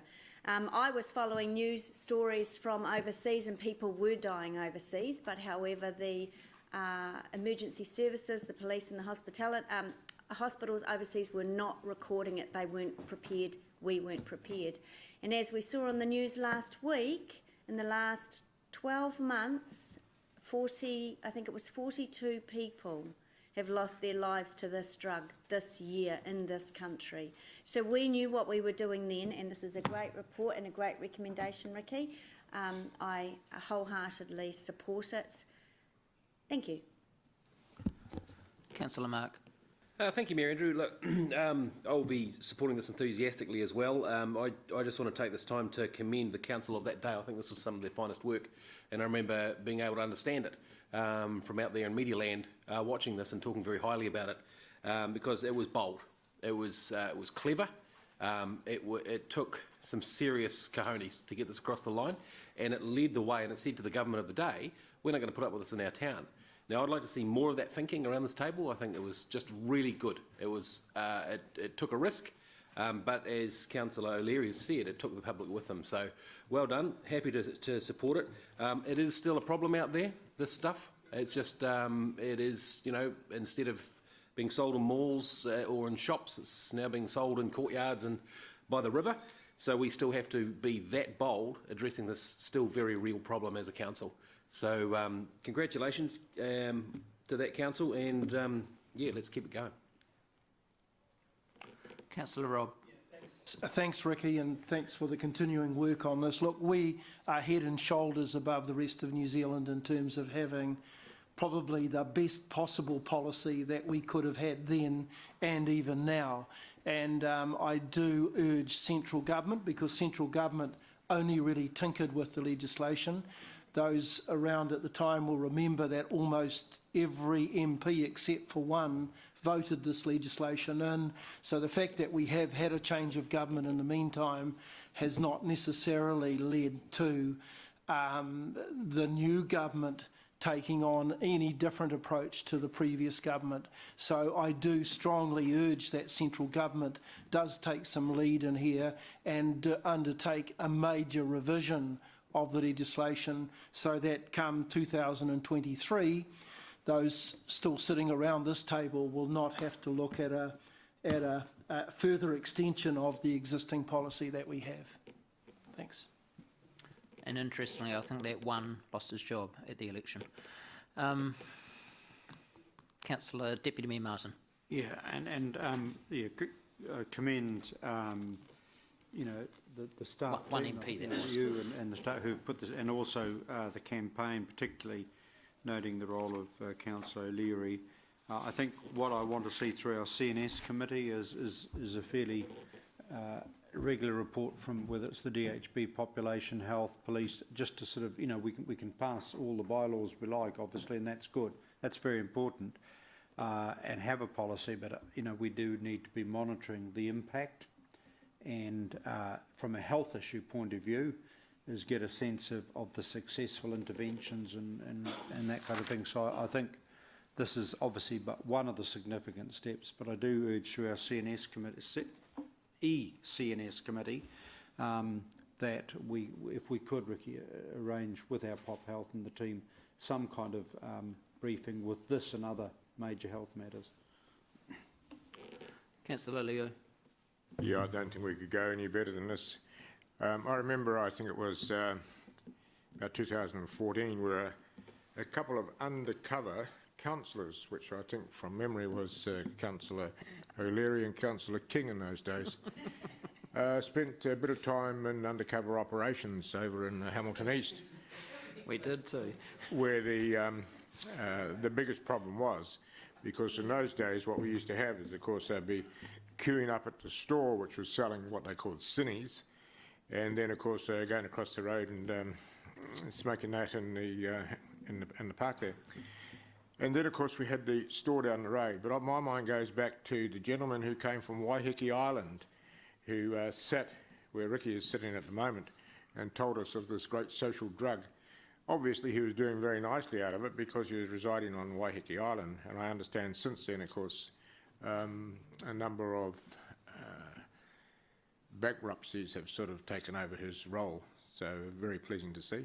When I look at what's been produced in Christchurch at the present time, where they're getting very bad batches, and it's still in our community, there's no two ways about that, it's gone underground, and at least we don't have the layabouts and these people who used to take up the whole of Victoria Street and Hamilton East. So let's keep this thing rolling. Councillor James.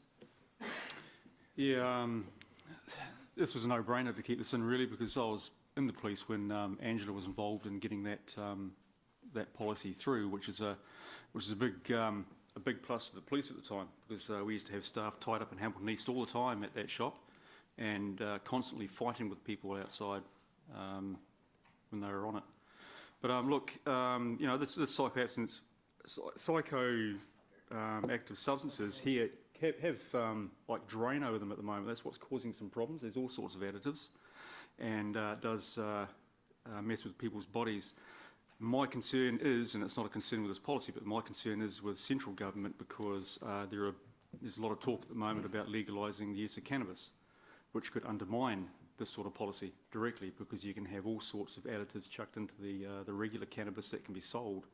So I'll be looking at that with interest, and I know the press conference at the moment discussing this very matter in Wellington, and they have representatives from other enforcement agencies around the world, including Canada, who have legalised theirs, and it's legal for their police staff to smoke cannabis. I wouldn't like to see that here in New Zealand. Thank you.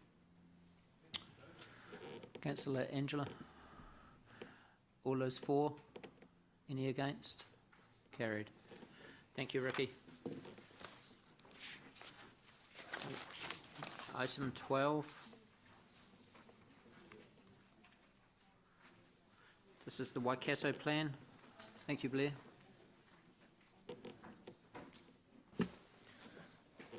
Thank you, Council. Good afternoon. I'll just briefly speak to the report. So, Council, on the 28th of June, Council resolved to remain supportive of the Waikato plan, subject to the other councils, stakeholders also supporting the recommendations of the McGreedy-Winder report, and that there has been good progress made in terms of the implementation of those recommendations, but also to seek a reduction in the size of the leadership group. I can report today that all bar one aspect of Council's resolution has been met. That is, all the other stakeholders and councils in the Waikato plan have agreed to the McGreedy-Winder recommendations. A new committee of the Waikato Regional Council has been established. That was established in late September with the inaugural meeting next week, so no longer a joint committee, a committee of Regional Council. The other stakeholders and councils have agreed to the new financial terms in terms of how the Waikato plan will be funded going forward. That is that Hamilton will no longer be a funder of the administration project management costs. That will be met by either the Regional Council, other councils or stakeholders who have indicated a willingness to fund this. The leadership group numbers have reduced, but not to the number that Hamilton City Council sought. Nonetheless, there has been a reduction. And pleasing to note, Mayor Andrew recommended a co-chair model with iwi at the most recent Waikato Plan meeting, which was accepted by the other stakeholders and councils. And so a co-chair model has been implemented for the committee, with the co-chairs to be elected next week. One of those co-chairs will be an iwi member, elected from the iwi representatives on the committee. The other co-chair will be another member, non-iwi, from the committee. So, Council, it is my recommendation in the report today that Hamilton remains a participant in the Waikato Plan, noting that our voice is an important voice to be heard around the table. There is no cost for Council to participate. The only cost for Council is if we choose on a voluntary basis to be part of any particular initiative that we believe merits our involvement. And as part of the wider topic of collaboration, relationships, working with our partners, iwi, government agencies, and having a strong voice as the Waikato, Hamilton being a participant, I think, is very, very important. And I would note that if Hamilton chooses not to be a participant, the Waikato plan will continue on if Hamilton chooses not to be a participant. So, and it's my view that it is worthy of us having a seat and a voice around that table. It's a very important forum. So thank you, Mayor Andrew. Happy to take questions. When did the Waikato plan begin officially? Not the planning, but when did it start? It was officially launched just over 12 months ago, Mayor Andrew. So approximately July 2017. And what has it achieved to date? Well, I think that was the very nature of the review that was undertaken by McGreedy-Winder, a frustration around a lack of tangible achievements. And so this review, this process, this direction is all about taking the good work in terms of the strategy and in terms of how it's going to be translated into implementation actions, how that could occur. So the review acknowledged that there were many shortcomings in how the Waikato plan was going to be delivering outcomes to the future, proposed a range of changes. They've all been accepted. So whilst there isn't a lot to point to right now, there is a lot of positive feeling around how the group will go forward in terms of collaborative initiatives. There are initiatives that are currently being worked through. One of those is in relation to housing and social deprivation. There is a strong opportunity with the iwi partners around the table. So, Mayor Andrew, absolutely limited outcomes to date, but with the new structure and the new funding model and the new governance model, believed to be a lot better way to deliver outcomes.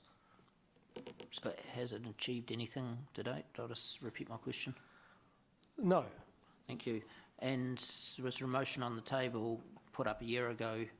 So we've got a new plan that's had a full makeover within 12 months. Was there a motion put up 12 months ago, or less than 12 months ago, to suggest that the membership was just too heavy, and there was a unanimous vote to say that the numbers would come down to 12 about 3 or 4 months ago? Yes, there was, and that was... Was it ignored? It was reconsidered by the group, and the review also looked at that. But again, Mayor Andrew, 12 months ago, the leadership group acknowledged that it wanted to look at the leadership numbers around the middle of this year. When they reviewed those numbers, Hamilton's voice was the sole voice in terms of reducing the numbers. What I would hang on, it was a unanimous vote. It was a unanimous vote to review the numbers. To reduce the numbers to 12 within 12 months. To review with an aim to reduce it to 12. But when it came to that review, it was not, we were the sole voice. Hamilton was the sole voice seeking to reduce the numbers. Was the review even completed within the 12 months? Yes, it was. That was the McGreedy-Winder review. So that was the McGreedy-Winder review, which looked at all aspects of the Waikato plan. No, it wasn't, Blair. I was sat through the meetings. It was, the motion went up, nothing happened, then there was uproar, and then we had the McGreedy-Winder report, which came out of that ignoring of the motion. Did you want something? From my recollection, there was a motion to reduce the numbers, to review it. I don't think anything happened on that motion. The McGreedy-Winder report had nothing to do with that motion. And then at a later stage, there was a motion put forward to appoint the iwi representatives independent of their first resolution, which is what the Mayor's referring to. Then there was the McGreedy-Winder report undertaken. So there was, effectively, the original resolution was probably never activated by or considered by the Mayoral Forum at that point. So on page 42, Blair, I'll just give you time to go there. Yes. This is the leadership group. Yes. Is this the old plan or the new plan? This is the new leadership group, so it provides for a maximum of 19 members, of which there are 16 currently. So that's the terms of reference for the committee that the Waikato Regional Council has established, which is replacing the old joint committee. So Hamilton still has a seat, a member that we can appoint to that committee. Our existing resolution is that that will be the Mayor or the Mayor's nominee, so that stands and remains in place. This committee here, as I said, has a maximum number of 19 members. There is currently 16 members appointed. We have chosen to appoint 4 members rather than 6, and the Ministry of Education have not at this stage appointed a member. And most of those 16 members, I won't go there, about financing. All right, Councillor Robb. So if I can just get my head around the questioning that we've had today. Originally, we went back to the Waikato Plan Group and suggested that the numbers should be reduced. They've undertaken the review, and as a result of that, the numbers on the board or the committee, leadership committee, have increased. Is that? No. Is that a summary, or have I misread? No, I think Mayor Andrew has always been a strong voice around the leadership group, around the size of the group. He has been very strong to say that he feels that the group should be considerably smaller, and that's been Mayor Andrew's view all the way through. I agree with that. As Mayor Andrew asked me the question, when the leadership group was first established, there was added to the terms of reference that they would review the group size down with a view to it being reduced to 12. It's fair to say that Hamilton's voice was accepted by this to review that has only ever been the sole voice seeking a reduction in the numbers. The other members have felt strongly that the larger numbers have worked effectively, and particularly in the last 3 to 4 months, as the iwi members have come to the group, and the conversations have become quite fruitful. They feel that the leadership numbers have operated well at the number they are now, and I think also it's fair to say, Councillor, that our weight in terms of seeking a reduction in numbers is not as strong as it would have been, because we've strongly indicated we're no longer providing financial support to the Waikato Plan in terms of the administration. So everything else that Hamilton has sought in terms of how the project is governed, funded, resourced, structured, we have achieved. But our voice is not as strong in terms of the numbers around the table. And what I observe is certainly the last 2 to 3 meetings, productive, positive conversation. Do you think, though, from what you've just said now, do you think that in practical terms we could be locked out of further active participation in the Waikato Plan, given the fact that we are no longer a financial contributor?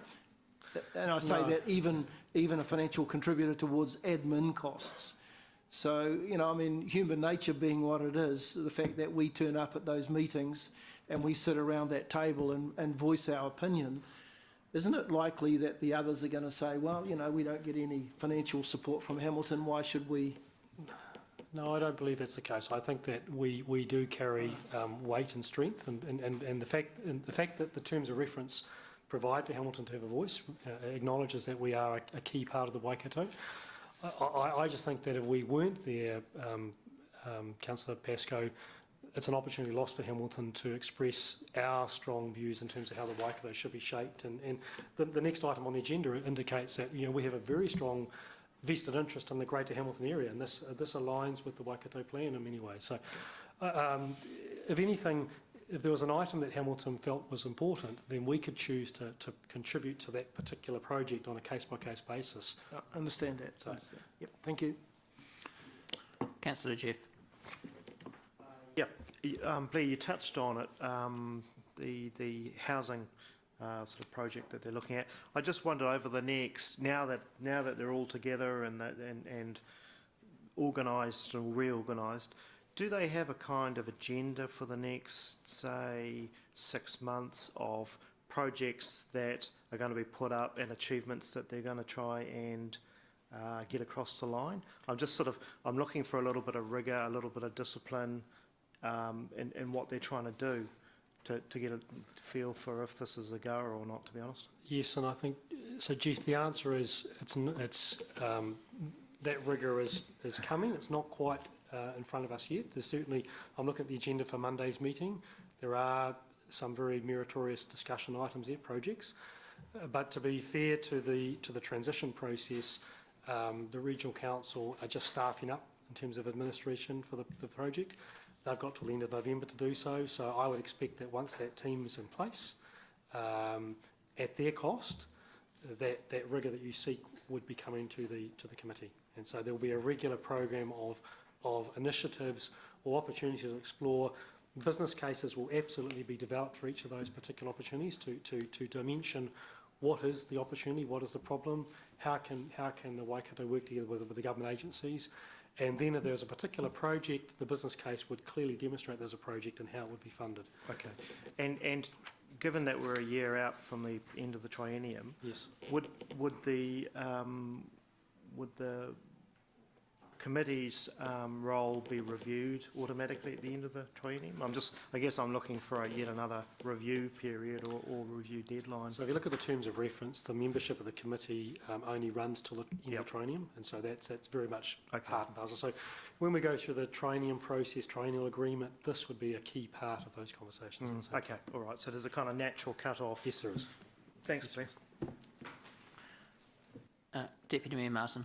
I'm giving notice that I'm happy to either move or second the staff recommendation on page 38.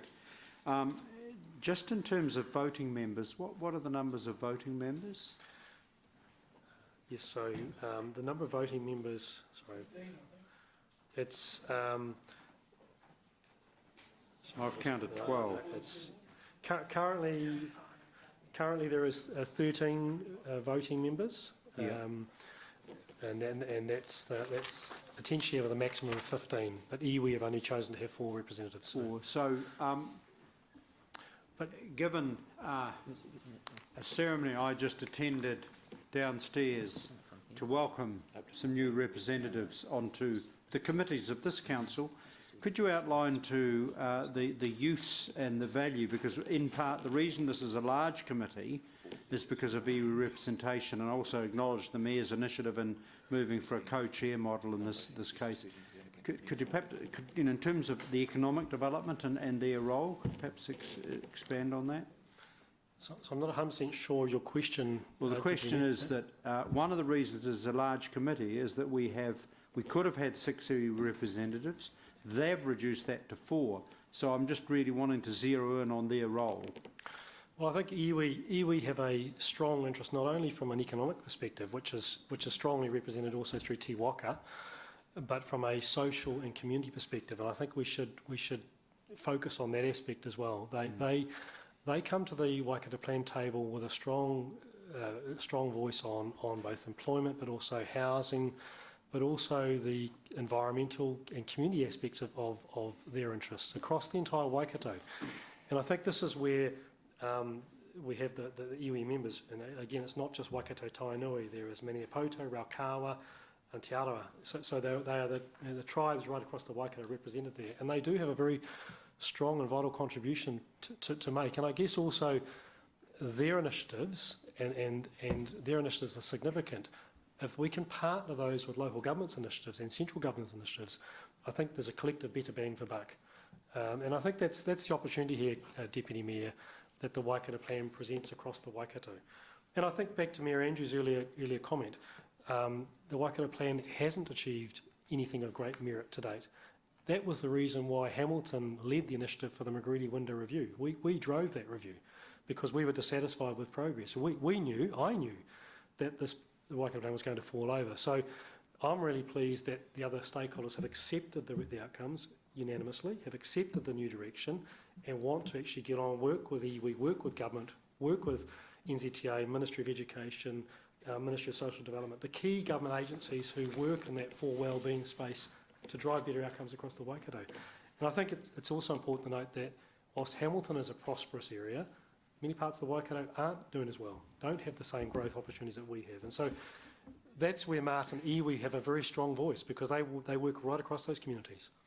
Can you confirm that the Waikato District Health Board is very enthusiastic to be in the room, albeit as a non-voting member, because picking up the issue of population, they have massive challenges around population health in terms of some of those demographics, and there's also planning for a potential future health centre, either Pōkeno or South Auckland, with the growth corridor. And I'm just probably trying to zero in at the Waikato Plan, how it relates to the growth corridor, and how it relates to the central government agencies, including the District Health Board, in terms of broad planning for the region. Yes, I can certainly say that the DHB have contributed significant both staff and governance now input to the Waikato Plan. Former councillor Papa Mahood is a strong advocate for the Waikato Plan and strong voice around the table, and they've also indicated financial support going forward to support the administration of the Waikato Plan. And I think, as Deputy Mayor has said, The DHB is investing heavily through our communities, and they see the real opportunity to partner in a range of initiatives over time as the Waikato Plan projects develop, and they can see real opportunities there. If hypothetically, which I'm sure won't happen, Hamilton withdrew, basically it carries on, it's just Hamilton's not in the room, is that correct? And the relationships with central government agencies and the DHB, all of that carries on? Yes, it does. And I think that's one of the reasons why the Waikato Plan has been structured now as it has been, to try and take some of the political challenges of a joint committee and participation out of the equation. So the Waikato Plan will continue whether Hamilton's there or not. For that reason, and certainly Hamilton having a voice, it's important that we are there to influence and shape outcomes which may have an influence on our community. I would just note to that point, Deputy Mayor, that the Waikato Plan and the committee that's been established can't bind any particular council. No. So it has no power to bind or make decisions on our behalf. Any decisions come back to this table. Nonetheless, having a seat and a voice at the table, I believe, is really, really important. So apart from your role in our staff's advocacy for the interests of our city, our seat is essentially it's a seat with no fee. Correct. So we can either occupy it for no fee or not. Is that correct? Where does Waikato Regional Council's income come from? Chief Executive? Ratepayers. Which ratepayers? Hamilton City is a big contributor to the ratepayer base for the... Nearly 50%? About 50%. Thank you. But could you confirm that, and very rarely do I have a difference of view with my esteemed mayor, but could you confirm that they will still continue to pay whether or not we're around that table? That's correct. Thank you. Councillor Paula. Thank you, Mayor Andrew. Question. The Waikato Plan, I may or may not have some experience with this, by the way. The Waikato Plan, before the Waikato Plan was in place, isn't it true that the relationship between the Waikato Regional Council and all the neighbouring district councils and city councils wasn't functioning at a very strategic level?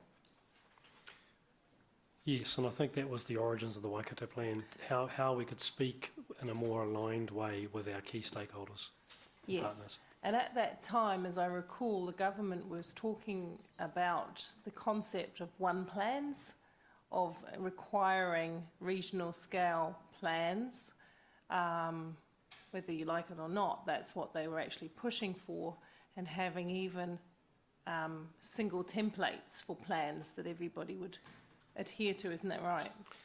Yes, yeah, absolutely, Councillor. And so this setting up of the Waikato Plan, which I've heard some people say has achieved nothing, was in fact the first step in a pan-regional collaboration and discussion on key issues, wasn't it? Correct. And to say it hasn't achieved anything, I challenge that, because isn't it true that there were a number of conversations across a number of themes developing over all of that time, which will be reviewed, refreshed, renewed as life changes, but will underpin some of the work going forward? Yes, and I think, Councillor Paula, whilst the Waikato Plan has had a rocky start, and the review didn't hesitate to pull any punches in that regard, because we're talking 12 territorial authorities, governance is challenging across such a big community. The work that was done to establish the Waikato Plan and the learnings have proved very beneficial to the point where we are now. So yes, a rocky start, a false start, but I believe the direction that's now being put in place to the future is very, very solid. And notwithstanding Mayor Andrews' comments and questions earlier, we do need to work together as a sub-region, as a region, to get better outcomes for our communities. This has had a false start, accept that. We've learned from that. The review has told us where we've gone wrong. This is the new way forward, which has taken into account all those things. And I think one of the biggest challenges has been the past Waikato Plan tried to speak with one voice and stop others having different views or aligned views. You can't. When we're dealing with 12 different stakeholder councils, it's very hard to try and control everyone. So that was the fault of the last Waikato Plan process. This new structure here is far more conciliatory to those individual council wishes, but also still allows those areas where we can cooperate, either regionally, sub-regionally, or particularly to occur. You know, I would agree. It was never perfect. It was evolutionary, but it was never perfect. And it's involved into a new space. But we came from a place of one plan to now what local government's focus is. It's almost an about face into localism. But we were going from, you know, this was the time of great amalgamation, wasn't it? Where we were looking at amalgamations and that kind of thing. So this was actually a way of preventing amalgamation, but promoting collaboration, isn't that right? And if you'll hear the terms that are many voices supporting the same initiatives. And so rather than one voice, many voices may have a slight different derivative, but working towards the same outcome. And this is all about our communities. This is all about improving prosperity, outcomes, wealth, well-being through our communities. Yeah, and I think one of the most successful... Question, turn it into a question would or you something. would you Thank agree... Okay. Would you agree with me that one of the most successful outcomes of the Waikato plan was this, the Waikato Means Business strand that went on to stand strongly on its own and still Waikato Means Business? Yes. So that was a product of the Waikato plan in part, an evolution of? It was probably developed in part and in parallel. Yes. Yes. Yeah, and had, so, yeah. Okay, thank you. Wasn't a total abject failure then. Councillor Gary. Thank you, Andrew. Thanks, Blair. Page 43, there's a scope of activity and there's 9 bullet points. To me, they just all say the same thing. And to me, it's a desperate effort by someone to try and make out that this thing actually does something. And let me for example, bullet point number 2, overseas, facilitate and encourage the implementation of the Waikato plan, in particular the actions. Who wrote that? What genius wrote that? So Council, we're not asked to adopt the terms of reference. These are the Waikato Regional Council's terms of reference. Okay. They are what they are. But I think the key message, Councillor, there is that the leadership group is a clearinghouse providing Okay. governance direction. It can't bind us or any other council member or stakeholder for any decision. Okay, so it also oversees the development of business cases targeting implementation of the Waikato plans. That's just repeating, facilitating the bullet point 2, isn't it? That's exactly the same thing. Yes, it could be. This is absurd. This is Monty Python wrote this, honestly. Someone is pulling your chain.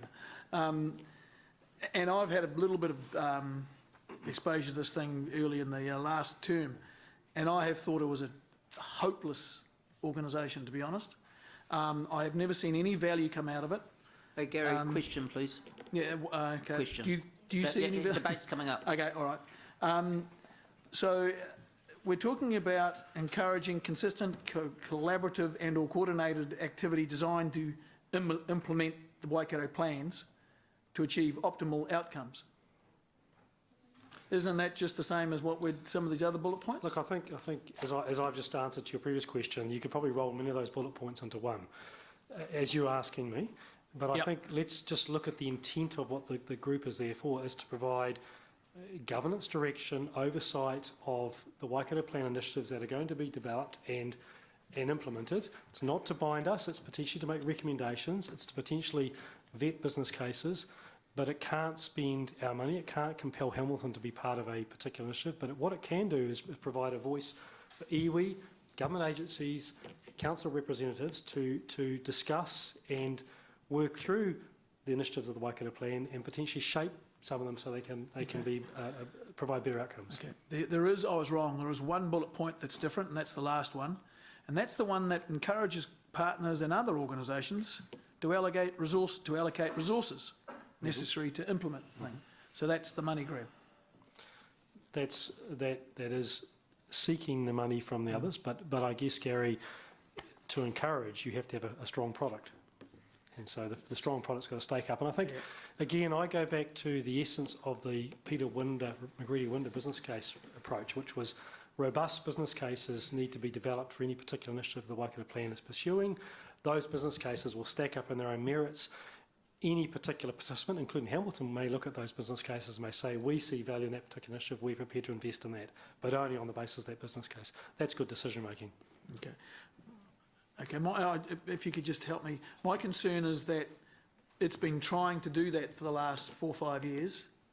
And I think, with all credit, I think it was involved early on with the, all the big roading stuff. Wasn't it involved with that or not? No. Okay, all right, that makes it even worse. I thought it was part of that. All right, okay, no, thank you. You've answered my question. Okay, so we've got the staff recommendation that Deputy Mayor Martin is moving, and we need a seconder for that. And then I'm putting up so seconded by Councillor James, and I've got a amendment to go up as well.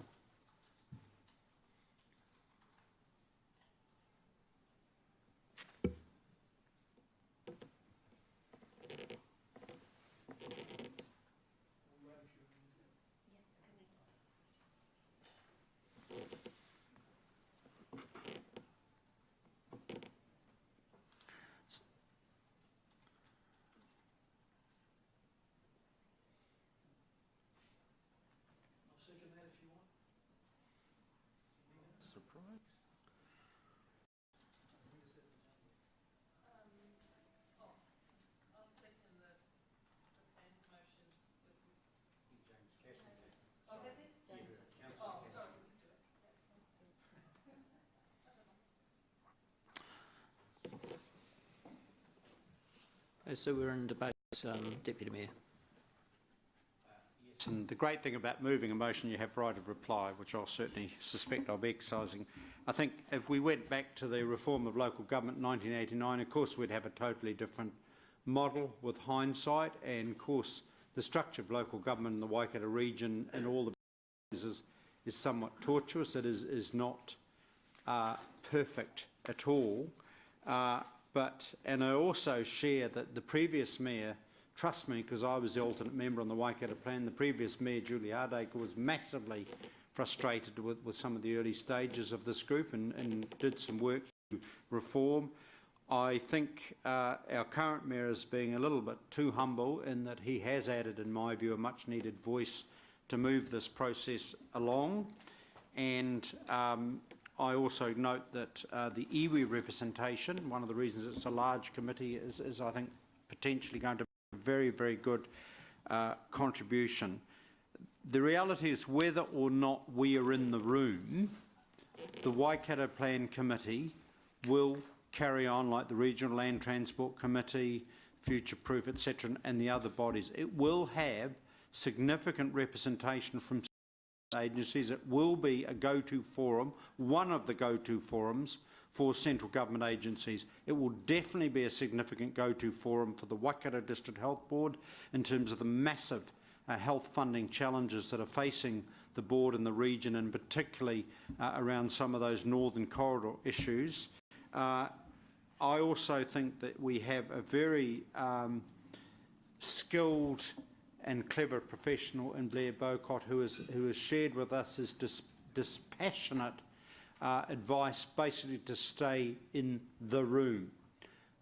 We are actually making now very little financial contribution as a city, albeit I acknowledge Hamilton ratepayers via the Regional Council will continue to assist its funding, but whether or not we are in that room, Hamilton ratepayers will continue to fund it. I can't personally work out why we would not occupy a seat in the room, as imperfect as it may be, and again thanks to Mayor Andrews' interventions, I think we evolved through the Winder report to tighten up the frame and to actually start getting some runs on the board.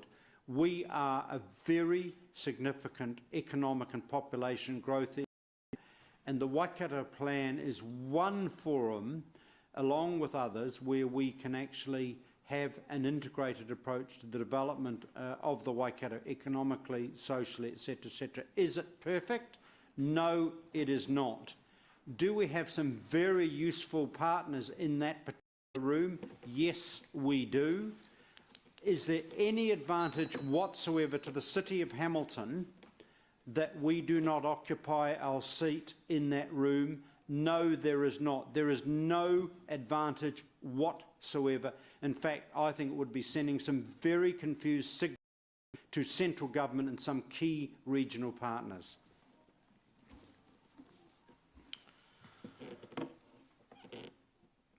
I should have trusted my gut feeling on this when I first came in. There was this in future-proof, and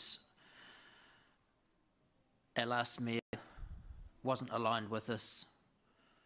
This came in under this council's watch, and it's just been a schmozzle every meeting I've been to. Nothing's been achieved. It's another layer of rules and another layer of stepping stone on top of all the other things to go through. This council moved when Waikato means business that it could report either to the Waikato plan or to the mayoral forum, and I made sure that was in there because I wasn't comfortable that the Waikato plan actually had any significance, or I couldn't see why you would have a plan, in this case with 5 votes from council, funded fully by council via our rates to Waikato Regional Council, while you've got up to 6 iwi on board who can spend the money in the budgets that are put up through the councils, and on top of that another 4 members from community and business. So you've got 10 against 5 and the 5 are funding it. Well, it's easy to spend someone else's money. Sometimes in business, when you get involved in a business venture and it's not going well, it's just time to cut and run. And if you don't do that, you can be sitting there 10 years later and still have just poured money into something that never really was going to work. We get nice lunches there. And I don't really like to speak up like this because this is speaking against my colleagues who I sit with around these tables on all sorts of matters. But actually, where's Dave Mack? His coffee table should be here, because there'd be another table that we could put on, another book that we could put on the coffee table to get covered in dust, because I really just don't see what it's all about.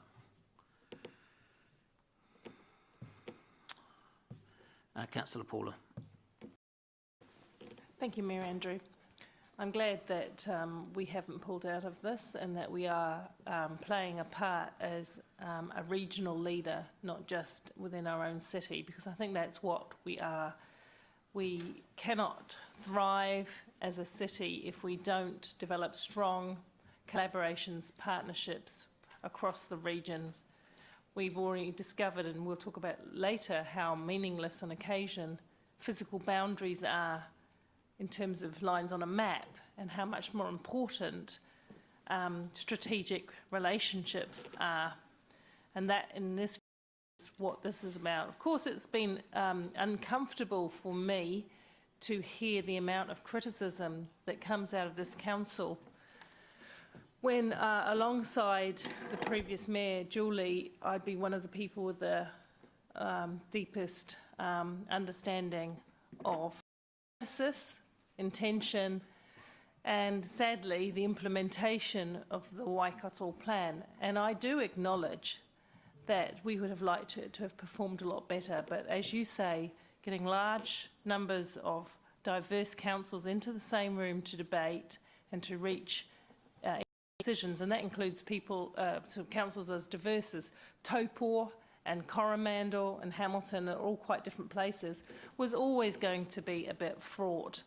Mayor Julie did have a lot of input into the original Waikato plan, and we should acknowledge that. She may have had some areas of discomfort, but I will tell you for a fact that I could point out a number of the words in that plan and paragraphs and parts which she scripted and had a huge influence on. And that was important because I believe she recognised the need to stay in the room and have those hard conversations. We are not the centre of the universe as Hamilton, but we are the focus of the region. We are the biggest city in the region. We rely on a strong primary sector We rely on a strong manufacturing sector. We rely on all the wonderful natural resources outside of our city. Where do people from Hamilton go on their long weekend? To Whitianga, to Raglan, to Taupo. We rely on having sound relationships with our other councils. And quite frankly, I get really disappointed with the amount of criticism that we deal out of those other councils. How are we going to have cooperative relationships when every time we can, we tell everybody else that it's all rubbish? I think we've got to get past that. We've got to show leadership. We've got to start developing constructive relationships. Let's work through the flaws. Let's make things stronger and better. Let's learn as we go in an iterative sense, in an evolutionary sense. Let's stop criticising the wider region. Thank you, Councillor Paula. Councillor Jeff. Look, I think it's no secret that I'm lukewarm about the Waikato plan and have been for some time. I think it's acknowledged that it's been woolly and it hasn't achieved much till now. With respect, despite what Paula says, I just don't think it has achieved very little. But given that, as Blair says, if we pull out, this carries on anyway. We're not actually contributing, whether we're there or not. To me, it doesn't make a lot of sense to walk away if this is going to carry on anyway. And to have us not at the table, I don't actually think that's a great outcome. I think it's a poor outcome. It may feel like a good thing to do right now to walk away, but I don't think it's actually shows great leadership, to be honest. I think, to me, no matter how doubtful we are at this stage, I think we should keep a seat at the table. And the triennium signals for us a natural kind of end point for this. So it's a last chance saloon for the Waikato plan as far as I'm concerned. I'm prepared to support the staff recommendations, keep a seat at the table, and just see if we can get some outcomes out of it. Thank you. Councillor Mark. Thank you, Mayor Andrew. I'm pretty much on the same line, and while I do sympathise with your pain, I think it's important that they feel your presence. Or if you don't want your presence there, they need to feel our presence. In which case we send the Deputy Mayor. Because heaven knows I've sat through some painfully mind-numbing meetings in this forum, but there's always something you get out of it in each one, and there's always something you can put in it. It's a no-brainer for me. I appreciate the work that Blair's put into it. As Blair sees things in these meetings that I don't see, I'll admit it, but a lot of good can come out of them. So I think if we're going to remain the open-minded leaders that we are in this wider community, then we've at least got to turn up to the game, at risk of mixing some really bad metaphors there. So I think give it shots. If you don't like it, send someone else in your place, because apparently the meals are great. I'm not volunteering. Thank you. Councillor Gary. Thank you. I'm supporting this because this emperor just has no clothes, and we've seen it. What am I doing? Oh, that's right. I'd kind of forgotten about your bit. So I'm supporting the amendment, beg your pardon. Look, I've gone through the same process, not as much of the process as Andrew has, but on that first term, last term, I was one of our representatives for a while until I chucked it in. I beseech you to read on page 43 and page 44 the scope of activity 1 through 3, and it is a mockery. It is the same thing rewritten 4 or 5 times. It's actually embarrassing to read it. Look, all of the goals that this thing is supposed to achieve can simply be achieved by other means. If we want to have a talk about roads, or we want to have a talk about taking property, or we want to have a talk about building regional centres or libraries and things like that, we can just talk. Andrew or whoever's appropriate, the GM picks up the phone and has a talk to the other guy. Talk to the groups. If you, this thing is, it's kind of like pushing everything into an old closet and closing the door and forgetting about it because, oh, it's in the Waikato plan and I'll get back to us somewhere along the line. Nothing ever happens. Nothing ever gets resolved. And I'm concerned with the increase in unelected members being involved with the thing now too. So no, I think it's, you know, from my own personal experience, and I was willing to give it a go. I have seen it, I've been there, and I wouldn't have a bar of it anymore. Thank you. And this is I don't know why Paula thinks we're criticising other local authorities. There's no criticism of other local authorities. It's this thing called the Waikato Plan that I'm criticising that needs to be kiwashed. Perfect timing. Councillor Robb. Thanks, Chair. Look, I'm favouring the motion. I think in there we've stirred the pot. They've made significant changes to the structure of the leadership committee, but I anticipate, and with tongue in cheek, that we will now go through a try and test and wait and see to see if the revised structure does make any progress to the stalling that seems to have occurred over recent years. Look, my concern is that leaving the tent means that we're snubbing a group where there is some scope for alignment. And when I read the next report, and I know we haven't got onto that one yet, the next report is exactly what we're trying to achieve by a different means. That is, we're going in saying we want to sit down and talk with other local government authorities. We want to talk with NZTA, we want to talk with central government because we see a bigger picture in our region. Now, I think we'll be starting off with the same sort of talk fest that I suspect is the negative feedback I'm getting about the Waikato plan. So I think there's an opportunity for us to stay in the tent, even if it's for a relatively short period of time, whether or not the new structure has got any legs, and if it has, whether we can share some of those benefits which will lead us on to our, what do we call it, Greater Hamilton growth strategy, and some of the other things that require us to align ourselves with our neighbours, with central government and with government agencies. Thank you, Councillor Robb. Councillor Henry. Thank you, Mayor Andrew. Look, I've been, lukewarm as well about this, and I actually support the amendment.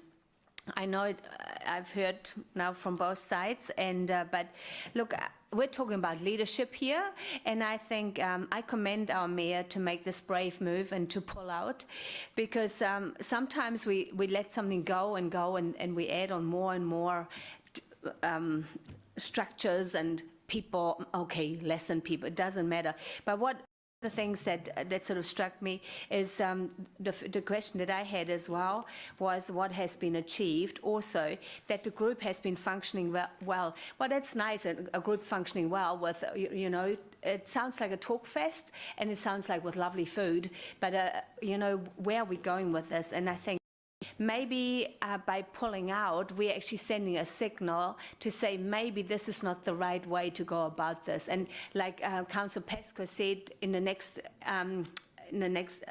item we're talking about, we want to collaborate with all these different groups, but maybe we need to do it in a different way than through the Waikato plan because of the way it's set up. Maybe it's already got too many structures. Maybe we need to look at simplifying all that and going in a different way. So I really commend our mayor to make this brave and bold move, like we like bold moves. So good on him, and I'll support the amendment. Councillor Ryan. Thanks, Chair. Just echoing Deputy Mayor and Councillor Taylor, we pushed and voted on endorsing the recommendations of the report that I believe, were the catalyst to get. So I think it'd be silly if we endorse it, the endorsements all but one made, and then we pull out. I think we need to see this through and let's assess it in the new triennium. We as in us or not us.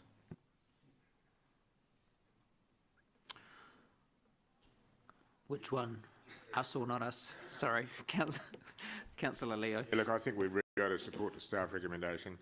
I sort of think back 10 years ago when I look at the civil defence, which was in the region, and really, to be honest, it was Dad's army. There's no two ways about that. But look at it today, and it is a very professional organisation. Maybe because of the representatives on there, of course, but I think what it is that what we have to have is we have to stay in the temp, because it's a bit like the Regional Transport Committee.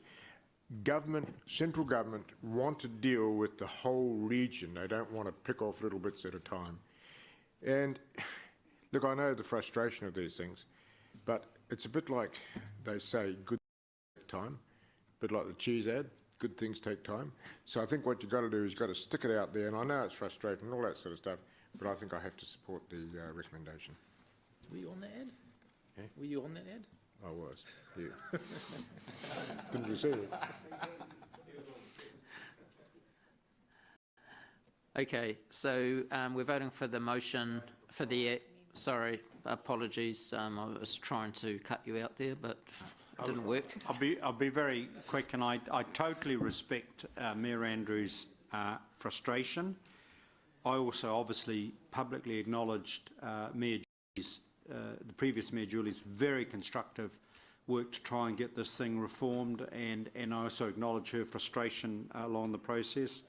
I think it's been said, this is not an ideal forum. I think, as Councillor Taylor says, we will be in the new training, those who are re-elected having a really dispassionate view of how effective the Waikato plan has been. And I think we can give a clear signal, as I'm sure Mayor Andrew will, to say that, you know, from our point of view, there's a countdown aspect of this. We're in the room for another year, but we do want to see some absolute runs on the board. We should not underestimate the significance of having the key central government agencies in that room, as well as the District Health Board, as key partners. We shouldn't underestimate that at this time, and I do agree in a sense with Councillor Paula, we have a series of relationships across the whole region. In this agenda, we have some critical issues to be pursuing, particularly with Waikato District Council and others, and I think it would be sending the absolute wrong signal if we withdrew from the Waikato plan at this time. And I think, to a degree, while we obviously need to be very assertive and tough sometimes in our dialogue, I think at other times we need to be very conscious of the total relationship, which has its subtleties, it has its cups of tea. We certainly shouldn't be speaking to each other through some kind of megaphones or through resolutions. We do and should not underestimate the layer of collaborative relationships that are extremely important in terms of achieving what we want to achieve as a city. So therefore I strongly conclude that at this time and at this point we should remain in that Waikato plan room. Okay, so we're voting on the amendment first. All those for? So we have 2 for, all those against. Oh, sorry, 3 for. Sorry. Okay, we'll go to the board. Sorry. Apologies. Okay, so we're voting on the amendment.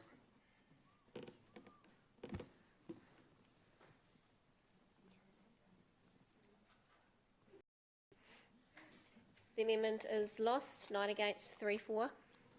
We're now voting on the motion.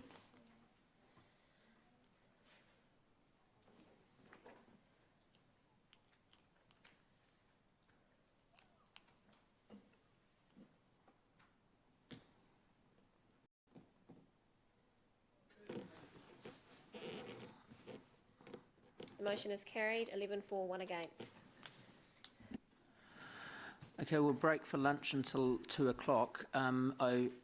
If we can be back pretty sharp at 2, I'm just aware that Blair needs to get away and he's got 1 paper after lunch, possibly 2. So, so 2 o'clock we're back.